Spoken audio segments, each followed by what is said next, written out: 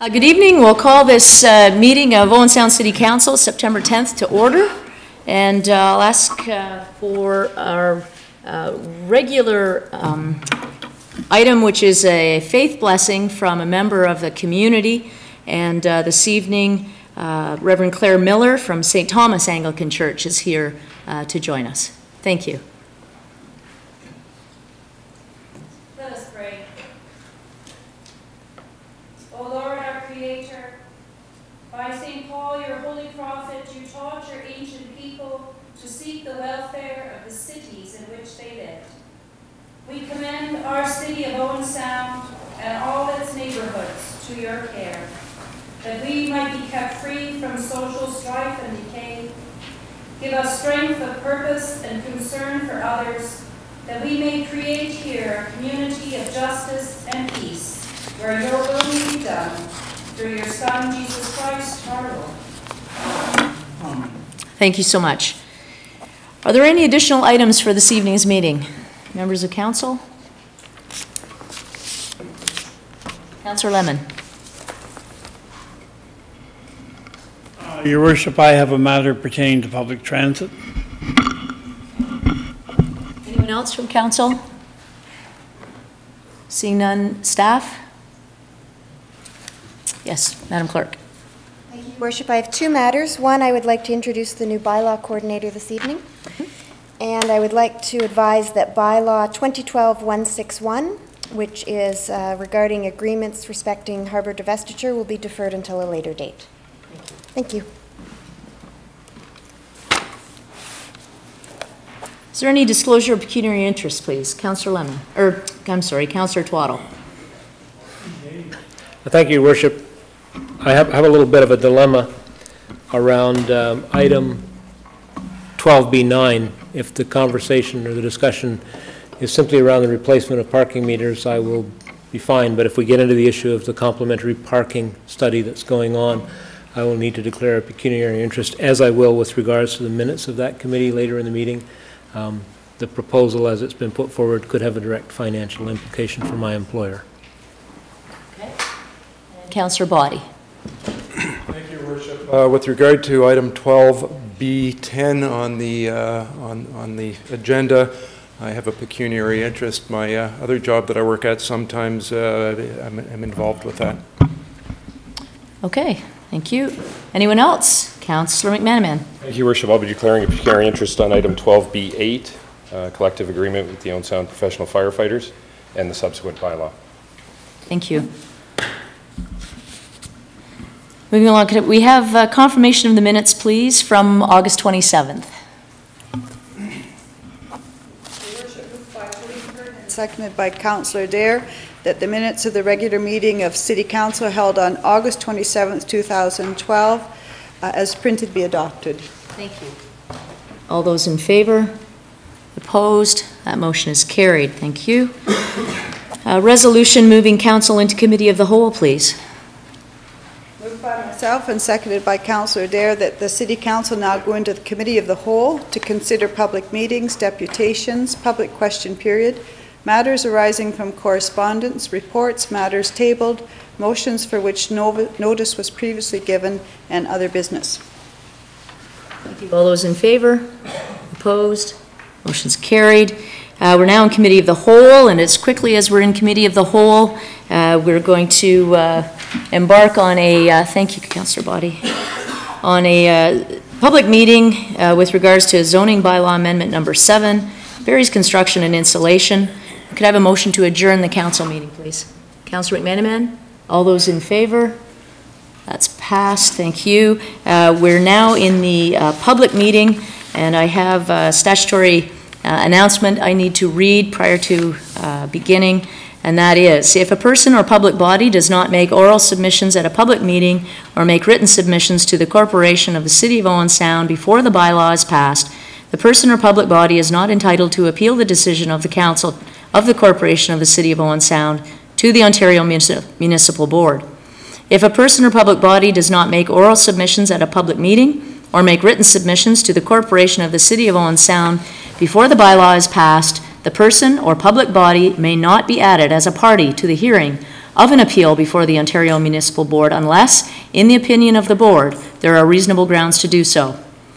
The personal information collected at this public meeting is collected under the authority of the Municipal Freedom of Information and Protection of Privacy Act. The information collected will be used to complete the zoning bylaw amendment process and will form part of the public record. Questions about this collection should be addressed to the City Clerk, Kristen Van Alphen. Thank you. And our Director of Community Services, Pam Coulter, is going to provide comments. Thank you, Your Worship. Just a matter of housekeeping before we get going. There is a sign-in sheet that's circulating, so please, if you're here and interested in the zoning bylaw amendment this evening, make sure you leave your name and some contact information with us. So the City has received an application from Barry's Construction and Insulation Limited to rezone a portion of the Woodland Estate subdivision. The Woodland Estate subdivision is located on the west side of 4th Avenue West between 3rd Street and 4th Street A West. It's this area on the aerial photo on the screen. The application applies to the existing 62 lots within the subdivision. There's no change proposed in the areas zoned hazard or with the area that backs into the Niagara Escarpment designated escarpment protection. And there would be no new or no additional lots created or proposed. This is the subdivision plan. There's 62 lots as well as a number of blocks, and there's pedestrian connections through the subdivision as well as easements for stormwater management. There are areas, the escarpment area and this hazard that have been dedicated to the city through the subdivision process.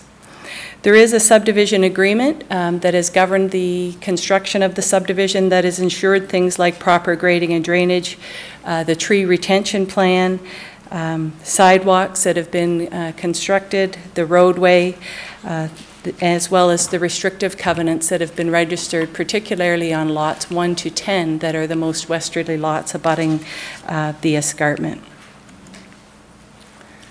So just a photograph showing 6th Avenue West, looking to the north towards 4th Street A West, and you'll see the new road has been constructed with the trees remaining outside of the area of the right-of-way. In terms of the process to date, we started with a mandatory pre-consultation, and this includes various city departments as well as a number of outside agencies, and this is really important in helping us identify with the applicant what studies would be required to support such an application. Then we had the submission of the application. It's been submitted with a number of supporting documents and studies, and I would note that all of this information is available on the city's website. And if you didn't have access to the internet, please come to City Hall and we're happy to share this information with you. Significantly in this information is a planning justification report as well as a stormwater management brief that speaks to the proposed increase in lot coverage. The application was deemed complete on July 13th. We gave notice of complete application on July 7th, as well as the public meeting, and then we did an amended notice of complete application again on August 3rd, which is certainly still 20 days before tonight, and that amended notice corrected a typo with respect to location or address as well as the location of this meeting.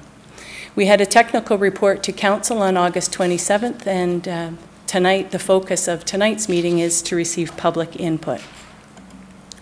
In terms of our official plan, the property is, the part that's proposed for the rezoning is designated residential. There's no change to the hazard or the escarpment natural area. The city's zoning bylaw zones the property residential 1, and again, there's no change proposed to the area of hazard, and these have been conveyed to the city through the subdivision process. In terms of the proposed amendment, you'll see the provision in the zoning bylaw along the left-hand column, the existing R1 zoning requirement, and then the proposed special provision through this application. And you'll see two columns in the light pink color. And That's because on lots 1 to 10, which are the lots closest to the escarpment or furthest west, it's slightly different than the remainder of the lots. So in terms of lot frontage, there's no change proposed or to the area. Lot coverage is proposed to be increased from 35% to 45% on all the 62 lots. And then the other change proposed is the minimum front yard setback. On lots 1 to 10, you'll see that it's proposed at 5.5 meters, and then the remainder of the lots in the subdivision, it's at 6 meters. There's no other changes than to the setbacks to the abutting adjacent residential areas. Those would remain unchanged.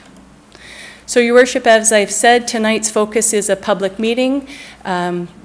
We're certainly looking forward to hearing from the public. After tonight, staff will take into consideration the public comments as well as the comments that have been received from agencies and be bringing back to Council a further report. Thank you very much. We now ask for any comments that the City Clerk has to enter into the public record this evening. I wish to advise Council that the notice for tonight's public meeting was circulated to the prescribed bodies, posted in the Sun-Times, and posted on the City's website. As Ms. Coulter mentions, there were 2 notices sent to the neighboring homeowners, an original notice on July 27th and an amended notice on August 3rd, both of which provided more than 20 days' notice of tonight's public meeting. And in addition, a media release was provided to confirm the location of tonight's meeting, as we've been unclear as to where our meetings would take place during construction at City Hall. All of the comments that have been received have been circulated to Council, made available to the media for their review, and have been included on the Council meeting agenda online for review by the public. We have received 2 additional comments today, one from Alex Morris and one from Grey Sauble Conservation Authority. These were circulated to Council and the media and will be posted on our website tomorrow for review by the public. Thank you. Thank you very much. And we'll invite now members that are here this evening from the public who would like to comment on this particular zoning bylaw amendment.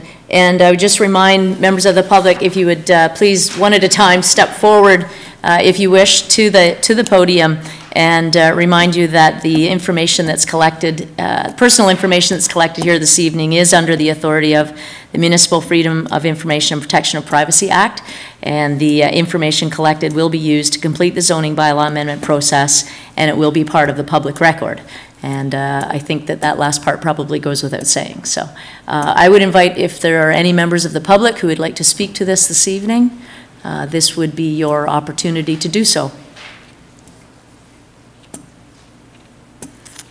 I'll ask one more time. Is there any member of the public who would like to speak to this? Welcome. Thank you. My name is Mark Gabler, and I live at 848 9th Street A East. I'm here to offer a few comments about the Woodland Estates. I have visited the area many times. It's been a beautiful area, a little bit of wilderness in the middle of Owen Sound. So I've watched with some concern the whole development process. I have argued for not allowing houses to be built between 6th Avenue West and the escarpment, in other words, to the far west, because of the wildflowers and trees that grow there. However, the present subdivision plan may be a workable compromise.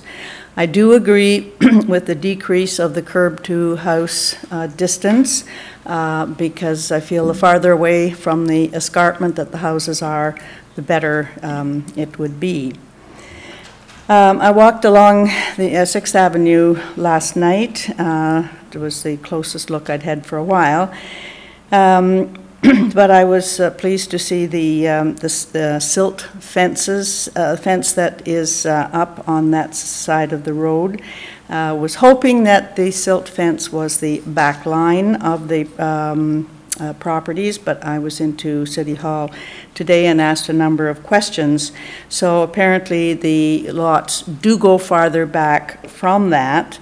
But fortunately, to my way of thinking, the portion of the backyard that is beyond the silt fence is has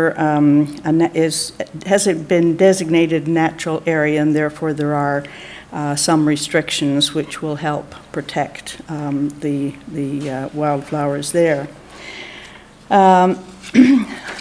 I'd like to say, though, that if any future homeowners are lucky, they may have red trilliums or trout lilies in their backyard.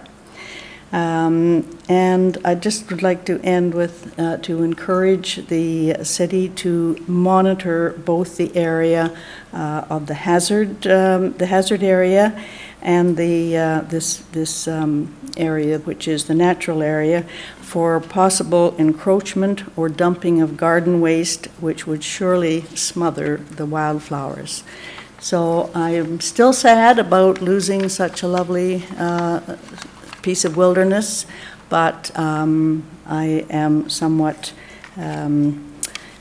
consoled by the planning, the subdivision agreement that the planning department has come up with. So thank you very much. Thank you for your comments. Are there any other members of the public here this evening that would like to speak to this? Any other members of the public who would like to speak to the proposed zoning amendment?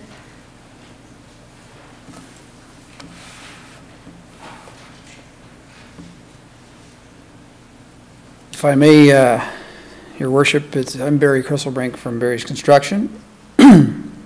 I'm just here to answer some questions or just to have a couple comments. Mayor Haswell, members of council, city staff, and members of the public attending this meeting, thank you for allowing me to address you this evening. I just wanted you to know, when we purchased this subdivision from Bruce Tom, the draft plan of subdivision had already been completed. The number of lots, the size of the lots, the streets are not changing. They're staying exactly the way they are. The plan remains the same. The winding street and irregular lots posed a multitude of problems for the previous developer, so that's why I'm here asking for a lot coverage change and some setbacks to change. The people that have inquired for this subdivision are all actual local, a lot of local people who already live in this area, and they want to retire and build a little smaller house. They're downsizing, but not always a lot smaller. They want one floor living, but they're requesting houses, bungalows in the range of 1,300 to 1,800 square feet. So they're the same size as what's in the neighborhood with the same zoning.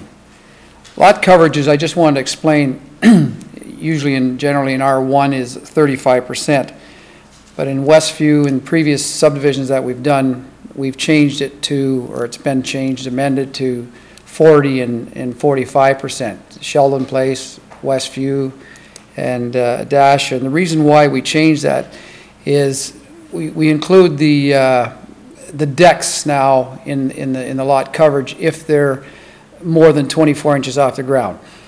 Usually a deck can be built within 24 inches of the ground, and if it can't be, we'll regrade the land so it is 24 inches, then it's not included in lot coverage. So here now in this subdivision, we're trying to leave the land in the rear yards as much the same height as it is so that we can save the trees, so that we don't bury the bottoms of the trees. So in that case, the lot decks, or the decks on the houses, will be more than 24 inches above, so they have to be included in lot coverage. So a deck can almost make up, you know, anywhere from 10% on the lot coverage. They can be anywhere from 200 to 600 square feet. So now that we have to include that because they're higher off the ground, that's why we want the lot coverage to increase. So other subdivisions that we've done, we've raised the ground so that they would meet the less than 24 inches, so that you wouldn't have to include them in lot coverage.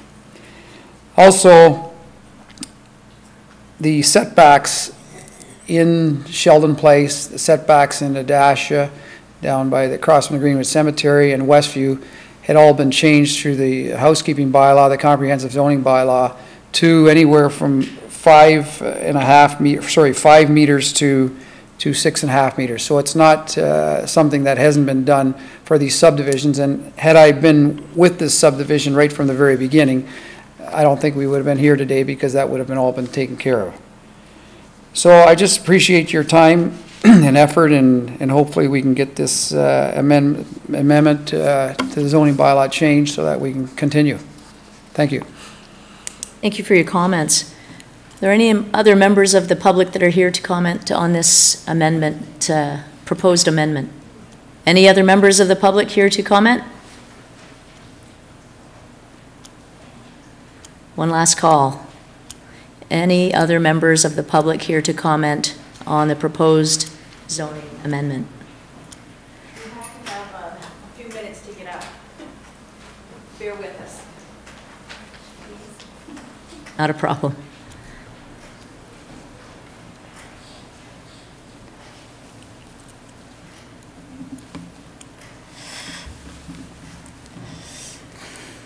Good evening. My name is Mary Lou Mercer, and my house is located backing on to the proposed subdivision, slightly across from Ian Body. And my concern right now is the fact that, particularly after what Barry said, you're raising the lot deck, the deck on the lot.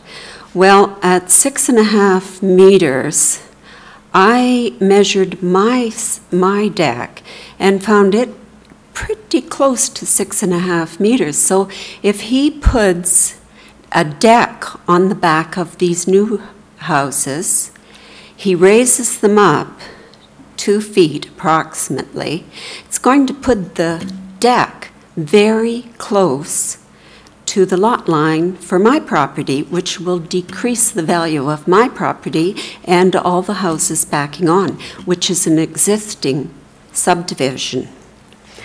I'm not concerned about the frontage because that's a new subdivision, and I went around and looked at new subdivisions, but I am concerned about houses backing on to a pre-existing subdivision, particularly the ones backing on to 4th Street A. The reason being, we don't have the hazard land that they would have on the other side of this subdivision or at the back of the subdivision or at the front either, because they have a ravine.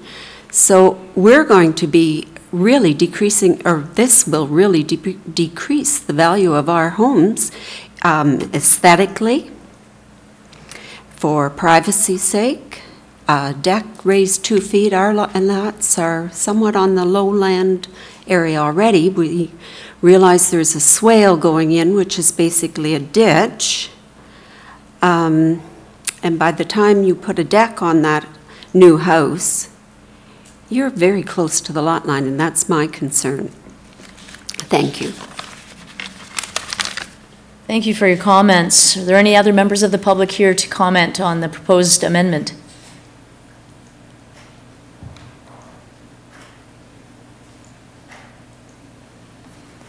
Seeing none, I declare the public meeting is now closed. And if I could have a motion from council, please, to reconvene us into Committee of the Whole. Thank you, Councillor Lemon. All those in favor? Opposed? That motion is carried. Thank you. We are at item 8B on our agenda, which is the stop up and close lane PL 227. Madam Clerk. I'll just introduce this public meeting. This is a lane that runs north from 11th Street West and crosses across 11th Street A West. Council is considering stopping up and closing this lane, declaring it surplus and disposing of it for the purpose of facilitating residential development. A notice regarding a public meeting this evening to receive comment was placed in the Sun-Times and posted on the city's website, and it was provided by letter mail to the adjacent homeowner. And the time has been set aside now to give the public opportunity to provide comment to council before they consider these opportunities. Thank you. Thank you.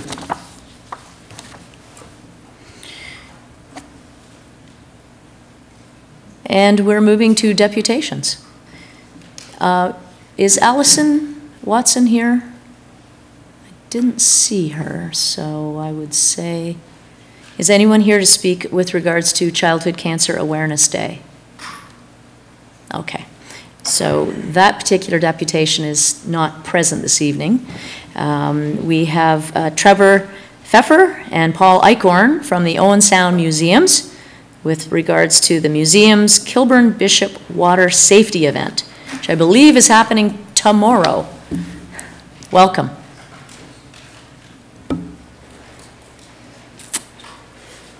Thank you, Your Worship. I'll just see if I can get this PowerPoint up as Trevor hands out a couple little samples of what the boats will look like tomorrow night that will be there. Right here. Okay.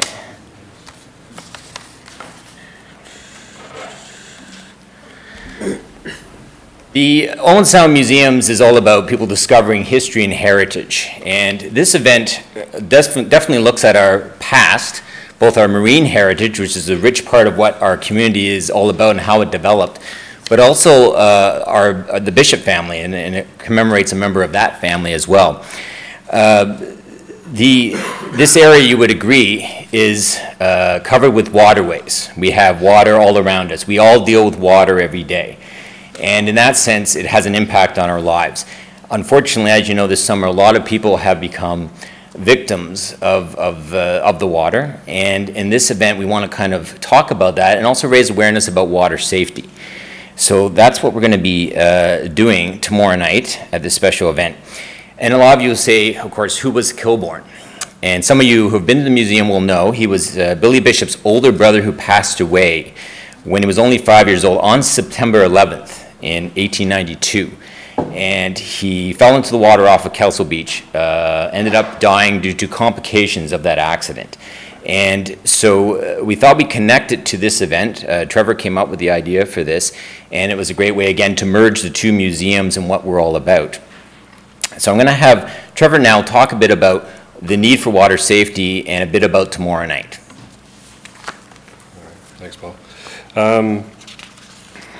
I guess you can read the slides, so I'll just go over it briefly. But the idea is basically in the area here, we not only have Georgian Bay, we have Lake Huron, and we're surrounded by all sorts of different lakes. So water is just, and being on the water activities are just part of our natural lifestyle when you live up here in the area. And so usually some sort of tragedy or a fatality that occurs as from accidents that happen on the water are definitely going to hit home at some point to someone within our region. Unfortunately, this summer, it's really sad to say, but we've actually had a heightened number of problems and fatalities both on Lake Huron and on Georgian Bay. So the idea behind the launch then is to take the paper boats, and we invite people. You can go to the website if you like. We actually put up a link where you can look up how to fold up your own paper boat. I encourage you to do that. If not, I will be paper cutting myself to death tomorrow, folding paper boats. And if you do come out and you choose to bring a paper boat, we do ask, though, if you take a tea light, that you kindly take the tin off the tea light before it actually gets put onto the boat. If you'd like to secure it, light the bottom of the candle, heat it up a little bit, and then attach it to your boat, and it's not going to slide all over the place, or the first wave won't swamp your boat. But the idea behind it then is that once we've gone over just a review of what it is that's happening tomorrow night and why we're there, we're then going to have a musical lament playing, and at that time we invite people to light the candles and then launch the boats into the water. Now, what Paul was saying in terms of a unique opportunity, the idea behind this is not simply to create an event which centers around the museums, but we thought it was a really, really good opportunity that we can actually connect with the community. So the idea behind this is not just to talk about Kilbourn, but in fact to raise awareness. So starting from tomorrow on, we'll actually have a small display at Marine Rail. There's coloring books for kids. There's little I always forget the name of them, sorry, but they're those little finger things that everybody played with as kids. Where you had to put 1 to 4 and back and forth. There's boating safety tips. I've heard a whole bunch of different names from them. But there's boating safety tips on there. Kids can come by and pick them up. And then as well, there's different cards which have been given to us by the Ministry of Transportation, which also feature boating safety. Okay. And just to follow up here, that we're hoping that we can maybe turn this into a more annual event, and as Trevor has suggested, maybe even next year we could do it at Harrison Park, a little more controlled, not as many waves. So we'll see how this year goes, and we can kind of keep it moving and maybe bring in more of the schools and such. It's a good time of the year, schools are back in session, so hopefully we'll have a lot of younger people tomorrow night as well. And I just want to conclude by saying we certainly appreciate the support of the City of Owen Sound, these kind of programs and the outreach and things that we do to bring people into the museums and also within the community. We certainly appreciate the support of the city. And if there's any questions, we'll be glad to answer them. Thank you. Thank you so much. We'll look forward to being there tomorrow night at 7 o'clock. And precisely where do we send our boats off from? So that would be the West Side Boat Launch? Yeah, so that's just down from the medical building, not far from the Marine Rail Museum. Thank you. Any questions from any members of council? Councillor Purdon.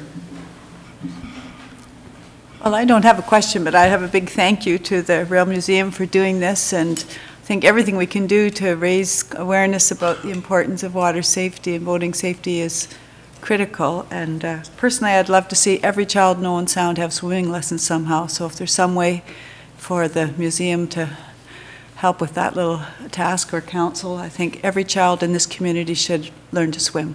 For sure. I'll work on it. I can say no more. Thank you so much. We'll look forward to that. Congratulations on this. Moving along, we have with us tonight Paulette Perreault, our tourism coordinator, and the Guess the Big One contest.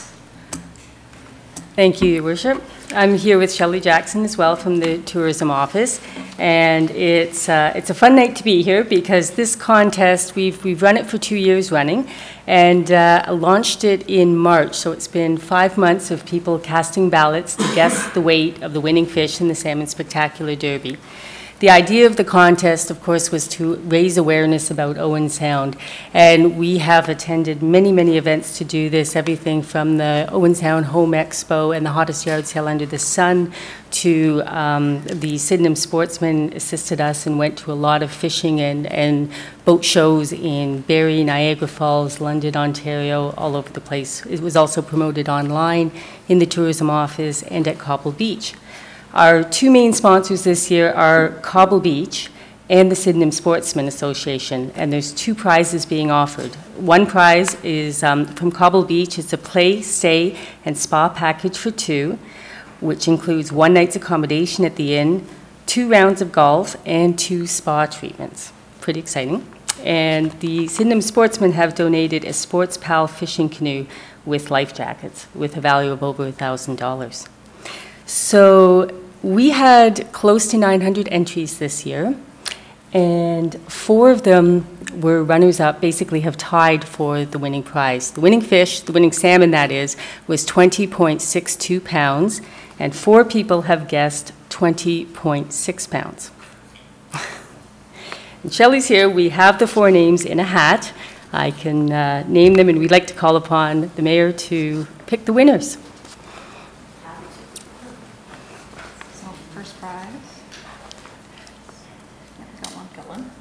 Okay. First prize for the Cobble Beach Stay, Play, and Stay package is Alex Angus of Owen Sound. Good job. Congratulations, Alex. And for the second prize of the Sports Pal canoe is Taiyu Landra of Chatsworth.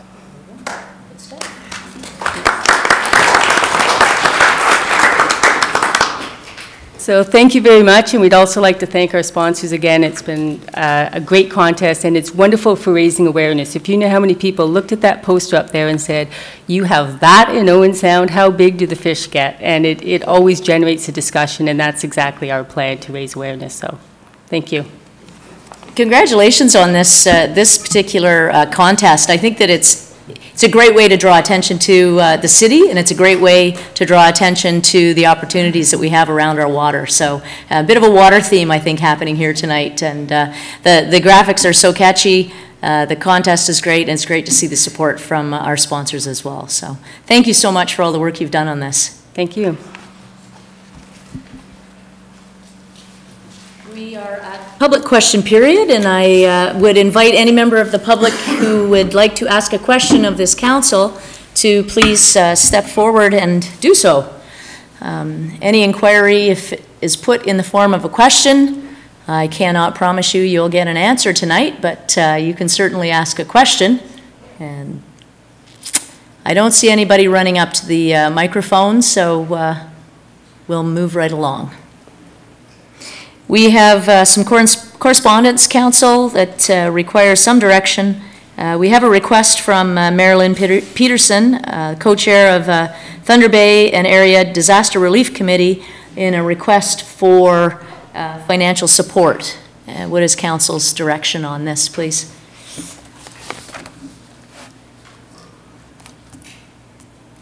I should say former Mayor Lynn Peterson. Councillor McManaman. Motion to receive the correspondence, Your Worship. Thank you. Any discussion? All those in favor? Opposed? That motion is carried. Thank you.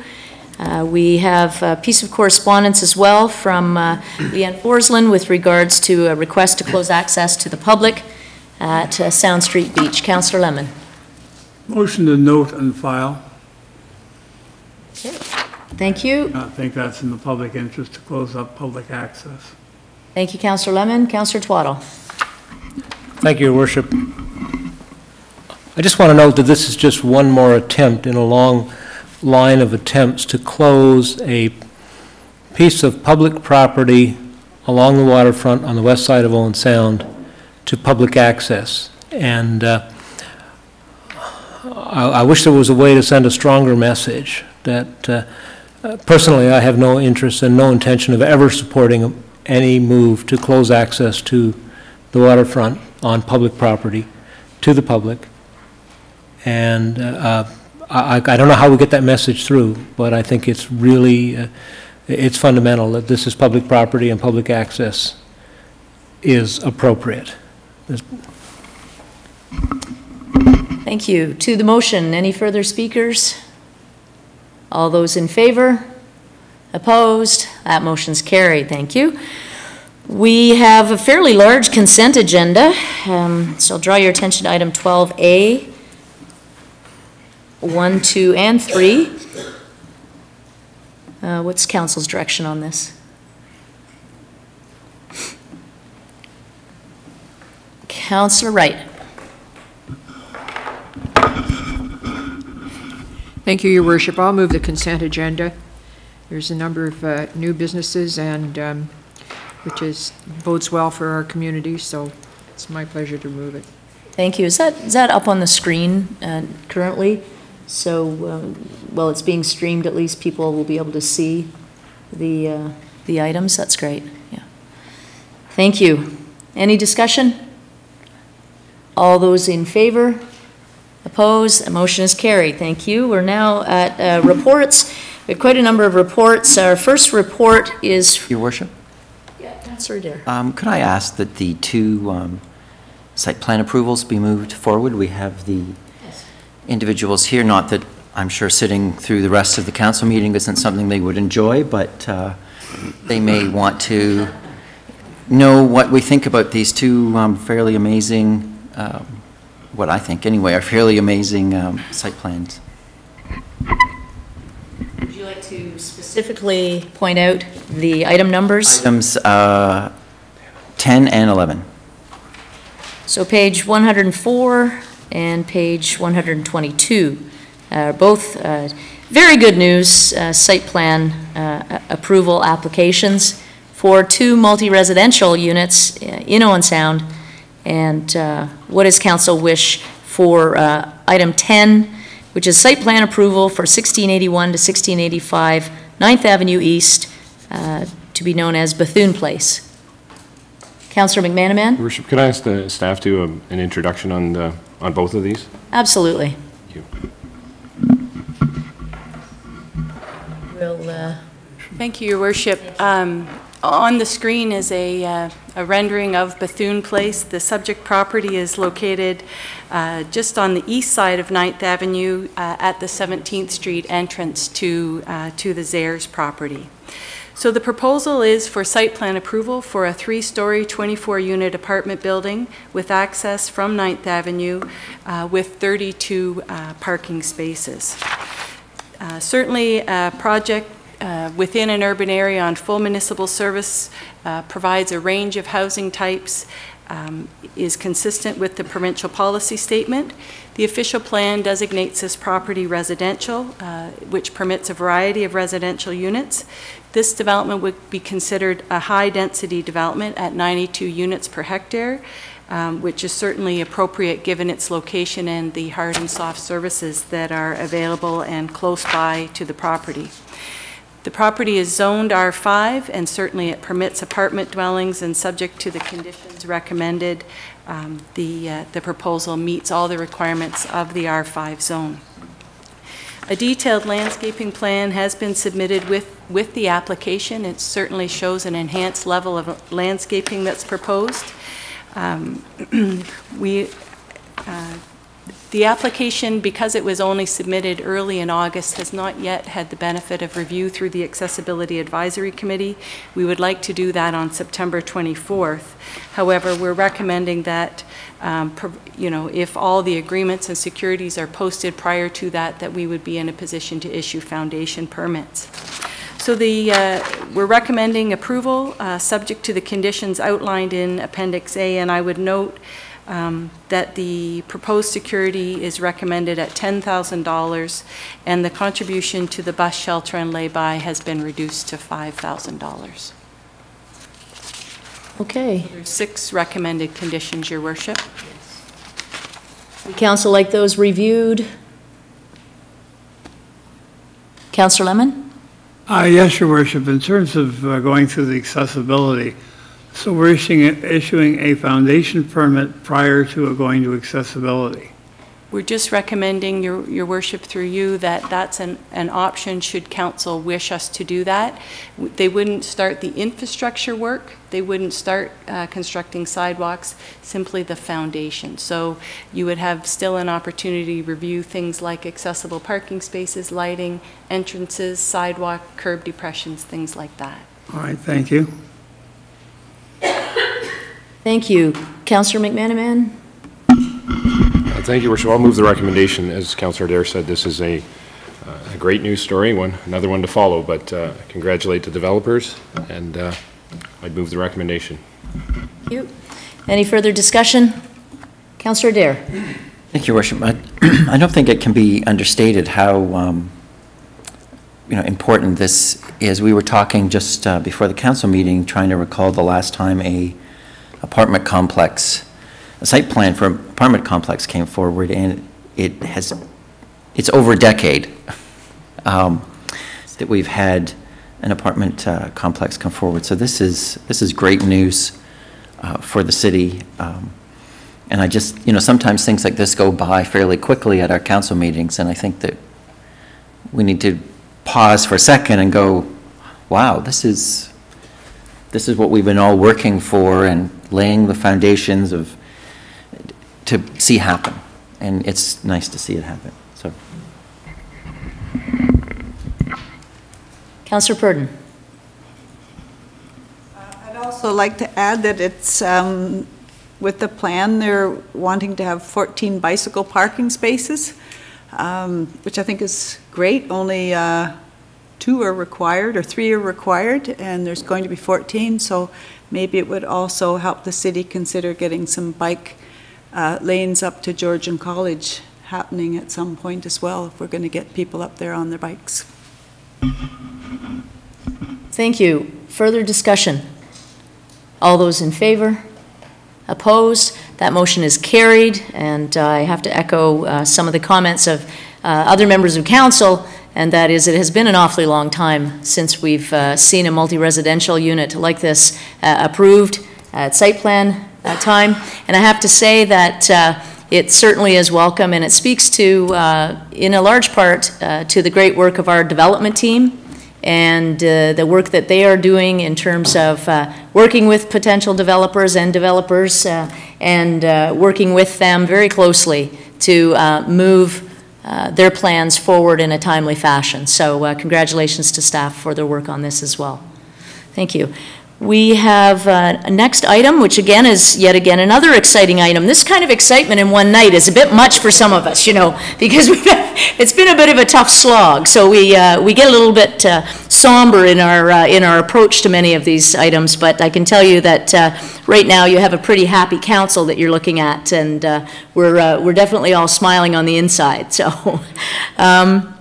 We have a report with regards to the 1050 First Avenue West, Lutheran Social Services, Corbett Place. Councillor Wright. Thank you very much, Your Worship, and I'm sure that our director will speak to this as well. And I'm not going to repeat everything David Adair said, but I totally agree. And this is one project that's been waiting a long time to get off the ground, and so I understand that construction they're ready to start next week. With council's approval, so let's go ahead with it. So we have. I'll move the recommendation. Okay, and would you like the our director to give us a brief overview, please? Thank you, Your Worship.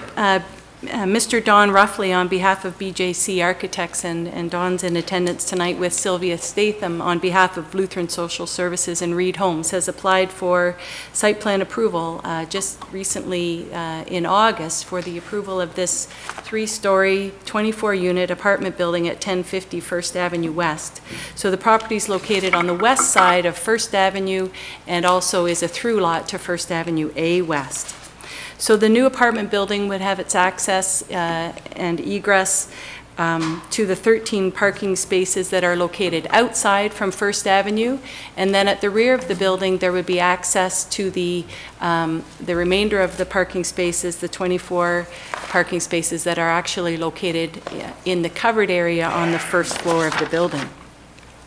In terms of the provincial policy statement, again, this is a great infilling development, a redevelopment. It also is a brownfield site, so they have a record of site condition, and this project will benefit from the city's brownfield incentive program. So that's a terrific news. The property is designated waterfront mixed use, and certainly the official plan contemplates this type of mixed use development in our downtown. The project is consistent with the downtown and harborfront master plan. There's top-level communal space.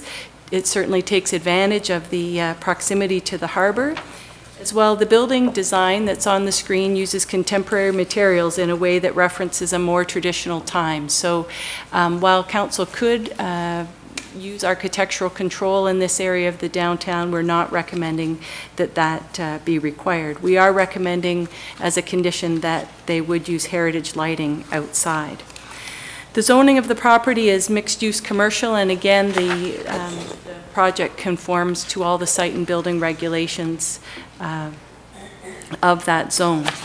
Again, a detailed landscape plan has not been submitted, but that is a condition of the site plan approval, and we can certainly work with the developer toward that. And again, this project, because of the timing of the application just in August, we haven't had an opportunity to take it through Accessibility Advisory Committee, but certainly would do that on August 24th with those recommendations being included. So staff are recommending approval subject to the 7 conditions, and again, the security is recommended at $10,000 with a contribution to the bus shelter and lay-by at $5,000. And again, you'll see condition 7 would allow staff to move forward with conditional foundation permits with that review of accessibility happening sort of in step with that. Thank you. Any comments or questions from council? Councillor Chamberlain? I just wondered if we could have some comments about the life lease component of this one, because this is quite different again, and it's a first one for Owen Sound. We might invite, if there is a member of the group here who would like to give us a 2-minute overview of what is a life lease. Welcome. My name is Glenn McNabb. Thank you. I'm Chairman of Lutheran Social Services, and we're pleased to bring this project to you. Some folks have said, it's been a long time, but no one knows how long it's been other than us, really, who have been involved since 1992 when we had another project approved for that site, but with a change in government, that project was lost. But we're quite determined, so 20 years later, we're back. Actually, we didn't go away. We've been working during that time. And life lease is a fairly common form of housing that is not, it's new to Owen Sound, but it's certainly not new to Ontario or Canada for that matter. It started in Europe quite a number of years ago. It means that it's quite similar to a condo project, except that it's sort of self-financed, and it means that the person, rather than owning the walls and the ceiling and floor of the building, they own the right to occupy the space. That's the simplest form I can put it in. It means that you can still sell it. You can sell it to someone else at market value, and we think it's a good project. We have a dozen people who have signed on, so 12 of the 24 units have been sold. And we have quite a few people have been sitting on the fence, and we think maybe tomorrow morning they'll be jumping down and coming to see us. We're certainly hoping that. And we thank Council for your consideration of the project, and we're looking forward to hearing a lot of pounding down there in a couple of weeks. Thank you. Thanks very much, Mr. McNabb. Colleen, Councillor Purdon. Sorry. I'd just really like to congratulate Lutheran Social Services for their perseverance and patience and hard work getting this development. I was on the committee in 1992 when that earlier project, with huge disappointment despite the great need, was lost, and the need is still here in our community for this type of housing, and congratulations to you, and I'm really pleased to see this going forward and any support that the city can offer. Councillor Adair. Thank you, Your Worship. It's certainly exciting to see this, and it's very heartening to know that we've been laying the foundation for this kind of, exactly this kind of development to take place on our harbor and in our downtown. And I'm just trying to recall the last time that we approved a large apartment complex like this, and I guess that was about 10 minutes ago. So we are on a roll this evening that I think people need to sort of take the time to realize these two developments are both needed, and they're quite incredible that they're happening right now. Councillor Lemon. Yeah, you mentioned, through you, Your Worship, to the planner, you mentioned something about a bus pull-off and lay-by. Where's that going to be? I didn't see it on the site plan.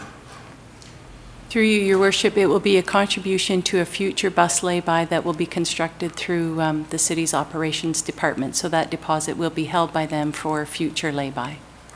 And a question I've got about that, so it's not in front of the property or beside the property or anything like that necessarily? Through you, Your Worship, the location is to be determined, but would be in the general vicinity of that building. Maybe not exactly in front of that location, would depend upon the traffic dynamics. The reason I was asking is I know that area well. I walked past there many times, and I'm really pleased about the development. But the bus, the Brook bus, runs down that street, and I'm just wondering where you could put a lay-by because of what is already there. I couldn't see it right in front of it, and that's what I was wondering. but it will be definitely in that neighborhood. Yes, it would be. Thank you.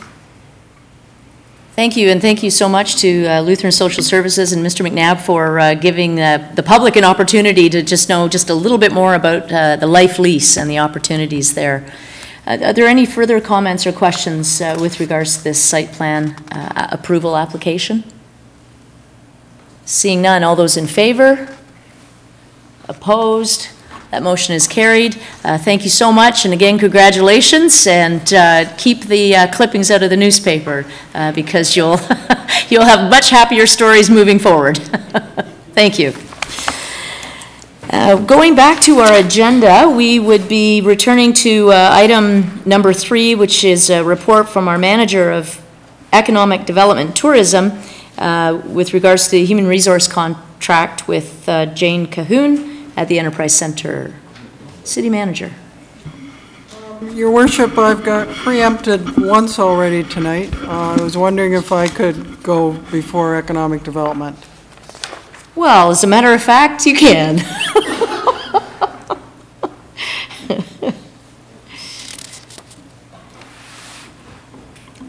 And just to draw, while you're getting ready, everyone's attention who's present, that the harbor divestiture discussion will come back in 2 weeks' time.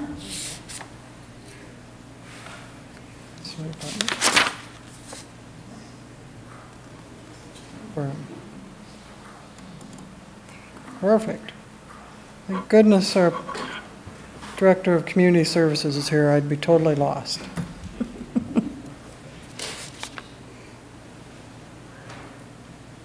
Your Worship, members of council and members of the public, the city has been working hard on trying to update the strategic plan. We started with a session with council in April, and we went through sessions with the public. We did an online survey. We had an opportunity for members of the public to comment. We had over 100 submissions in one form or another on social media and in person. So the result of that is the plan that you have before you this evening.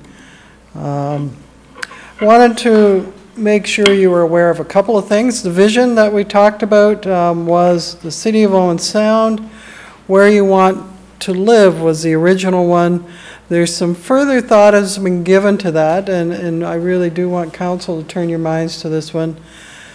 We're suggesting that it might be more appropriate to say where you want to be, which would allow us to include more comprehensively those who might want to come and visit here, those who are driving through, just identifying that not only do we want you to live here, but we would also encourage you to recreate and to have dinner here and to come and visit us.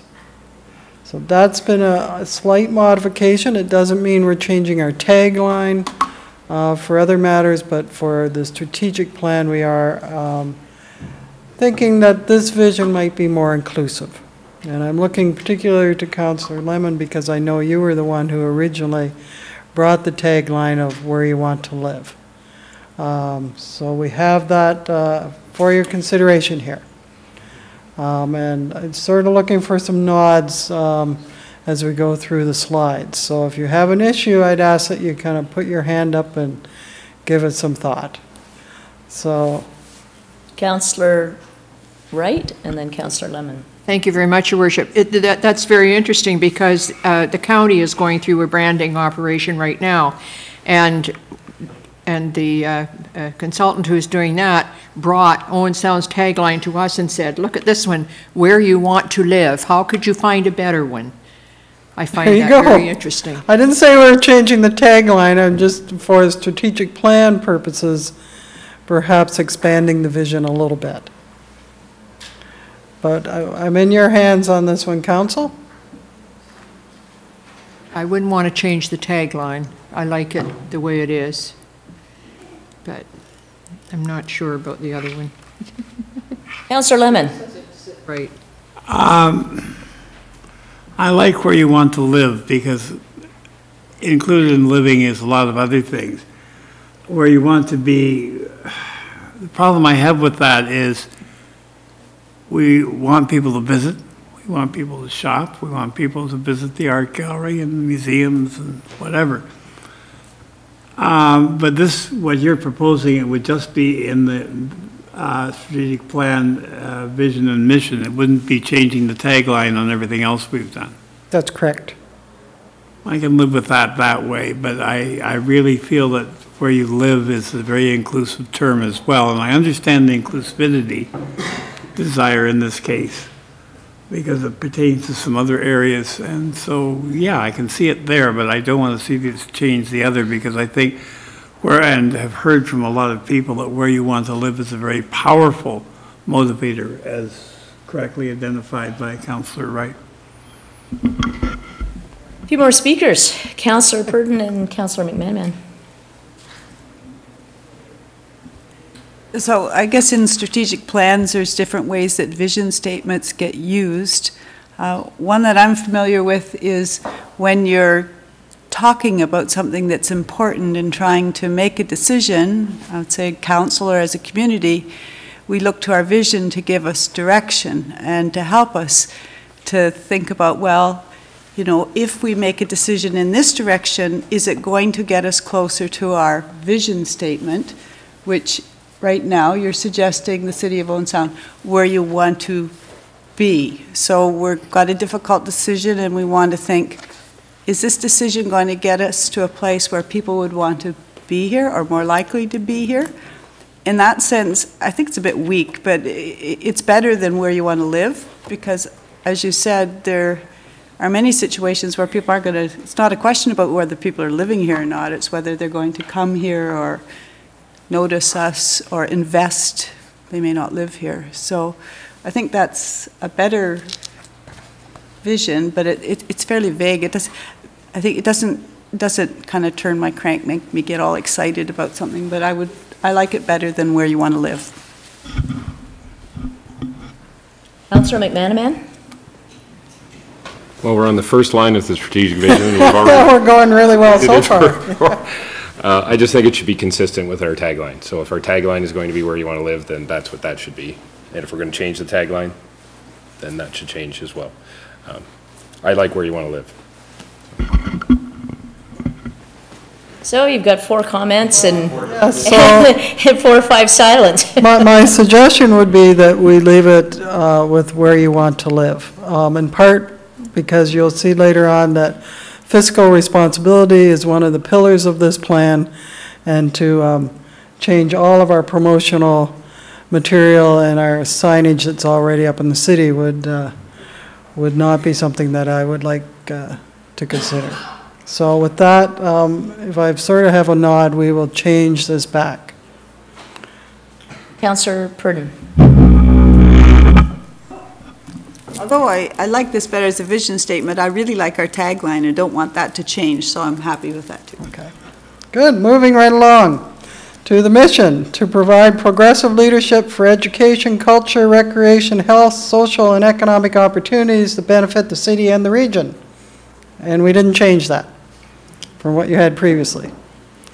So I'm just going to move right along because I don't want to take up too much time this evening. So we went through the exercise and identified 5 pillars, if you will: economic development, financial sustainability, community building, environmental awareness, and cultural focus. And if you turn your mind a little bit to some of the topics that we've already heard about this evening, I think we've covered almost all of those just in one council meeting, which I thought was pretty interesting. We've certainly seen economic development by 2 great projects. We've seen the financial sustainability improve because of those projects. We've talked about community building. We've certainly heard from members of the public tonight to ensure that you remember environmental awareness. And we've heard from the museum regarding cultural focus. So what you then, council, in your meeting turned your mind to was sort of how do we define those pillars and what is the purpose of each of those pillars. And I don't want, again, to spend a lot of time on this, but we've broadened that out a little bit for you. This is a significant change from your previous strategic plan where you had a number of areas of focus. And in our discussion that we had, as you'll recall in April, we really focused that down to these 5 pillars. We then looked at strategic initiatives, and again, these are ones that you will see staff come forward and further define as we move forward. So you see things such as under financial sustainability, to clearly define our role as a regional center for both Grey and Bruce counties, to expand services in conjunction with boundary adjustments or negotiated agreements, and we're in the midst of that currently. Under community building, we talk about encouraging the development of additional educational facilities, and Council, you're aware we're moving forward on that.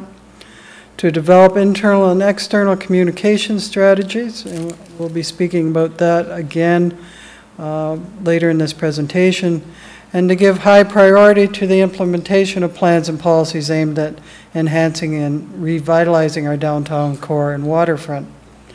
And we've gone through each of those areas and given some more detail on that. So I think I saw a question or Thank a you. comment. Yeah, we'll go to Councillor McManaman. Thank you, Worship. Just a comment on the, I'd like the strategic initiatives, those look fine. On the definitions in the earlier section, and then the section coming up on the measures of success, I would just ask to go through it. There's a number of statements in there that I'm not sure, perhaps you know what they mean and perhaps we know what they mean, but 5 years from now, will anybody know what they mean? And just to pick out an example, diversifying investment in what we have. I'm not sure that's clear enough as, there's one, or investing in skill development. Again, and I don't want to tie up a lot of time here and get too specific, but I just would ask to go through it if there's something in there that is somebody 5 years from now going to look at that and know what we meant by that. So that's my only comment. And that was more under, not the strategic initiatives, because I do agree those are pretty succinct and clear, more under definitions, and then under measures of success, particularly measures of success, if that's how we're going to measure it. So just a comment. Thank you. But I think that's a very valid point, and one that I'll speak to briefly as we move on in the presentation. So then we look, as indicated by Councillor McManaman, under measures of success, and we've boldly gone to things such as the % of tax increase. And we will continue to work on these as we move forward, so that one of the criticisms of strategic plans is they're not specific enough, they don't hold your feet to the fire, and how do you determine whether you've been successful or not as an organization? And we need to put the markers in place that will give us those measurements. Excuse me just for a second. Councillor Purdon? Just wanted to comment as well on this part of the plan, which I find the most difficult in some respects. It's not that it's not an important framework that we have, but again, putting in a draft measure of success as a percentage tax increase, I'm not sure what that means. Does that mean a lower increase of taxes or a cost of living, or what's our target? Have we ever had a discussion as a city what we think a good percentage tax increase is? Like some people might say 0, another would say cost of living, another would say, I think for us as a strategic plan, we have to have some sense of what are we aiming for. So those, and many of these measures, I really agree with having measurable things in a strategic plan so we can evaluate and say, well, we're here or we're halfway there or whatever. But many of them are like kind of outputs or things you can just count up on your fingers, like we did 3 of these or 8 of these. And there aren't very many outcomes, which are changes in the way we do our business, changes in attitudes or processes that aren't just numbers, but they're actually changes in the way we do our work. So I think we need more there. Perhaps that's all coming, but that would be my comment. No, those are very valuable inputs that we can take forward.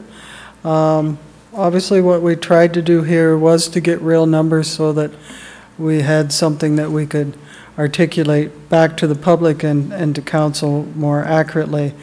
But clearly, I agree, Councillor Purdon, that there are other measures that also need to be captured. Councillor Lemon. Whoops, I'm sorry. On that same one that has been, something has been raised a number of times over the years, and that is equity in taxation between industrial, commercial, and residential, and that's not here. And why isn't it here, and shouldn't it be here? The easy answer is that council didn't identify that as one of the pillars when you were doing the analysis. I would suggest it's part of financial sustainability. I agree, think it's it is, captured but I under think that. that's one that should be here because we made a commitment a number of years ago to work towards equity, and we have made some great progress. But we shouldn't let that go to the back burner because it's still an issue. And I don't for a moment think that we're putting it on the back burner, but it is part of the broader area of focus of financial sustainability for the city. So I think it's there. It's going to be part of what, when we report on what our tax circumstance is, what our ratios are, you will capture it at that point. And you've got fiscal policy now, and that directly speaks to that as well. So in trying to keep a strategic plan on the broader topics, that's what we've done here. We've certainly not identified the 60-odd items that were set out in your strategic plan of 2008. Okay. So then, the recommendations, as you can see, are to finalize the strategic plan, to confirm the objectives for each area, develop our detailed action plan, and develop a scorecard, and that's something that I think can be very successful in a community.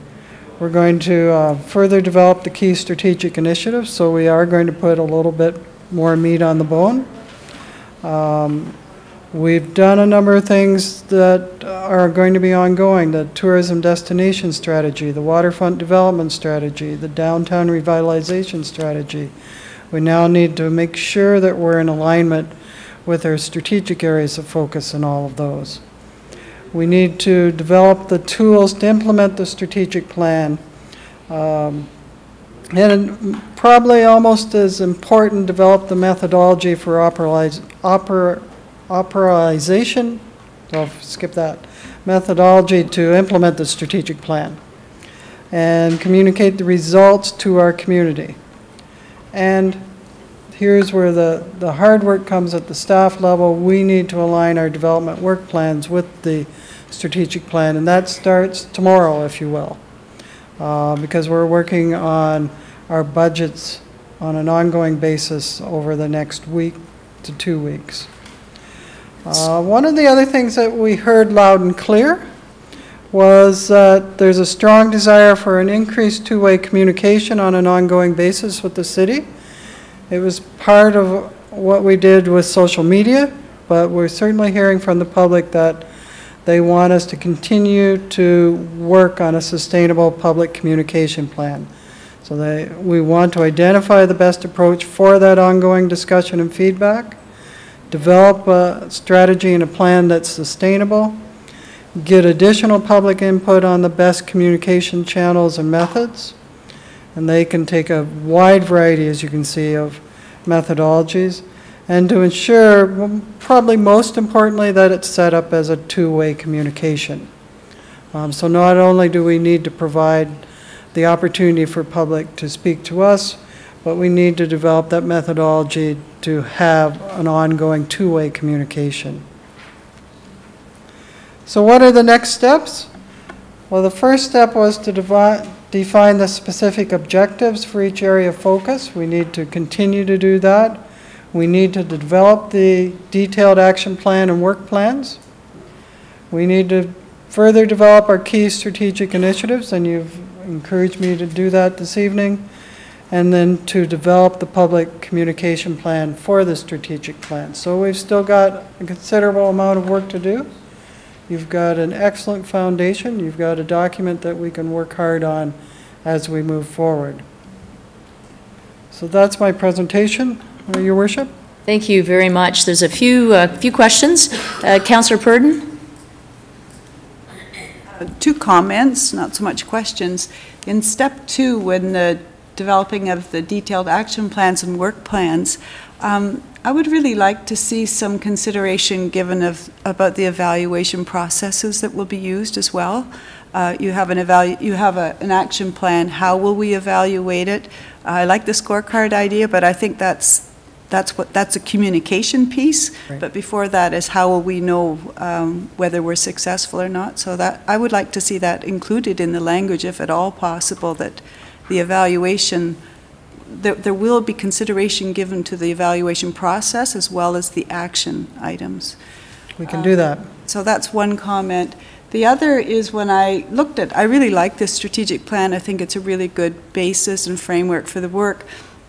But I wondered whether part of our, if there's a connection with the communication strategy between the way we as a council do the work and the way our committees are organized, and whether we don't need to think a little bit about the way the committee work is done so that it's in alignment with the strategic planning as well. Like if there's some sense in the different committees and how they connect with the way we as an organization, as a corporation, move forward with the plans for this community. I often find with our committee structure that it's not always in sync, and things get dropped or fall off the agenda. I think the parking is one example of that. We're going to get to that later tonight. But, you know, these things just kind of fall off the agenda. They get lost. And if we have a good strategic plan, then we can be looking to our committee structure to help forward that. So I know we do that already in some sense, but I think we could maybe as a council have a look at that. Absolutely. Councillor Chamberlain? Yes, I'd just like to comment that I guess our city manager, Ruth, has been here over a year now, and at the time that we went through the hiring process, you explained to us how important the strategic plan was and the work plans that would come out of that. And going through that exercise that we did this year was one of my highlights of being on this council, and getting the feedback that's right here on the page from the Facebook responses and the community. I really think this is a very important document for us, and I look forward to all our work plans, and I really think we'll get some things done. And thank you very much for doing this. Councillor Lemon. Thank you, Your Worship. A couple of things. One, on parts of this, and when I was going through it, I noticed that I saw the word copyright a number of times on Optimus SBR. Is that their copyright towards their name, or is that towards the document? Only their name. And the other thing, when you get to the appendices, which we have here, I see that at the bottom they're all labeled confidential. Why? I think it was a timing issue, Councillor Lemon. How do you mean a timing issue? Just on when it was released. Well, at this point, they're not confidential because they've been on the public agenda, so that can be taken off. Okay, the other question I have, and I think it's excellent, except there's one area that sort of leaves me a little cold, and that's when you were community building. The number of partnerships, and this is under the draft measures of success, number of partnerships and number of educational opportunities. I think there's some other things in there that perhaps, that seems weak compared to the others. Let me put it that way. I think there's considerable work needs to be done in that section. I agree. And the measure to consider is number of public engagement activities per year. We can do better. Okay, thank you. That was the 1 weak area, and I would also note in some of the communications to this. People's concern with the downtown specifically, keeping it alive and vibrant, which I think is good because that's certainly we identified as, and pointing out to issues with parking. Thank you, Councillor Boddy. Thank you, Your Worship. Thank you, Ms. Corsi. The previous vision and mission statement were somewhat convoluted, and I think it did affect perhaps what we did at the committee level. This is a lot cleaner. It's a lot easier to understand. I think it's a lot easier to focus. Where previously you would read it and have to really think about what it is that it was said, scratch your head and try and figure it out. Recognizing that there's still some tweaking to be done and with regard to some of the measurable results, etc. I quite like this one because I think it simplifies things for all of us and helps us all focus on where we want to go. Thanks. Thank you. Councillor Adair. Thank you, Your Worship. I don't want anyone to be confused that this strategic plan is the city manager's. It's our strategic plan. We developed this over the course of a day and the following weeks. These measures, draft measures of success, are the ones we put forward, not the ones the city manager put forward. So if these are weak and don't make any sense, there are people around here, not the staff, that we need to look at and go, oh, I guess that was weak, we should have changed that. If there's something missing here, it's not the city manager that left it out or didn't identify it as something that was important. It's this council and each and every one of us that missed that, not the city manager. So by all means, if there are things that we as a council forgot to put in here or should make stronger, we need to do that. But it is not the city manager's job because it's not her strategic plan. It's her job to implement this plan and make sure all the staff are implementing this plan. We drafted this plan, it's our plan. If there are errors in it or omissions, those rest here with us, not with the city manager. And good luck on the whole communication strategy thing, because we've been trying for years. It is a good segue to saying that this is a living document from my perspective, and I think from council's perspective, so you will have many opportunities to take a hard look at your strategic plan, and I'm going to commit to doing an annual review, not a broad scale review, but bring it back to you, just check the pulse. Are you still okay with how we're moving forward? Are there things we need to adjust and get a better direction on? Sure. We do have a recommendation on page 40. Councillor Purdon, you indicated. I was going to move the recommendation to receive the report and approve it as presented with maybe some of the changes that have come up in the conversation. Okay. And to authorize staff to move forward on next steps. Thank you, and thank you very much for the presentation. Thank you to Councillor Adair for those comments, particularly around the fact that this is council's document. This is the guiding document for council on which to move forward and base its decisions around. And I think council really needs to understand and take ownership of this. And as we move forward, it sends clear message to the different departments and to our senior management team of the direction this council wants to lead our community in. So I thank you for those comments and all of the comments tonight. So the recommendation, all those in favor? Opposed? That motion is carried. Thank you.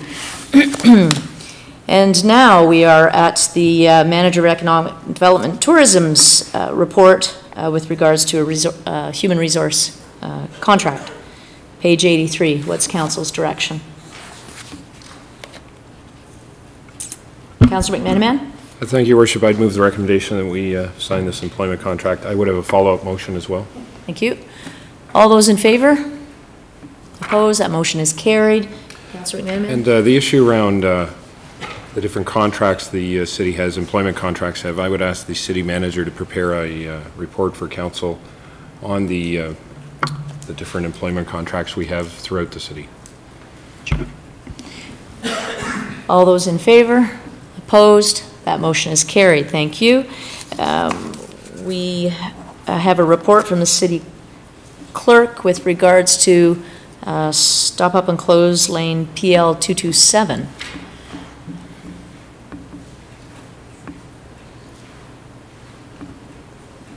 And we have a recommendation there. Councillor Purdon.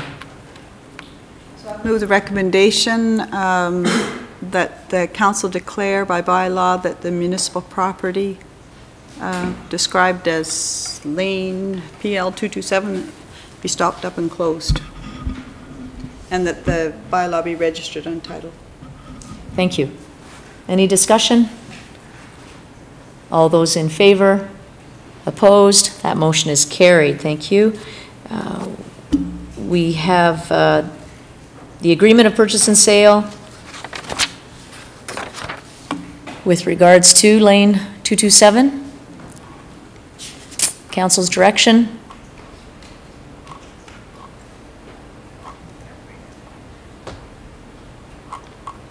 Councillor McManaman. I'd move that we ask the mayor and city clerk to sign the agreement of purchase and sale. It is the next step in what we just previously approved. This is the next logical step in the process. Is there any discussion? Seeing none, all those in favor? Opposed? That motion is carried. Madam Clerk. Thank you, Your Worship. There's two parts to this. We've previously declared surplus the south part of this lane, and I would ask Council to declare surplus the north part as per the beginning of this recommendation from staff. Councillor Adair. Okay. That's moved by Councillor Adair.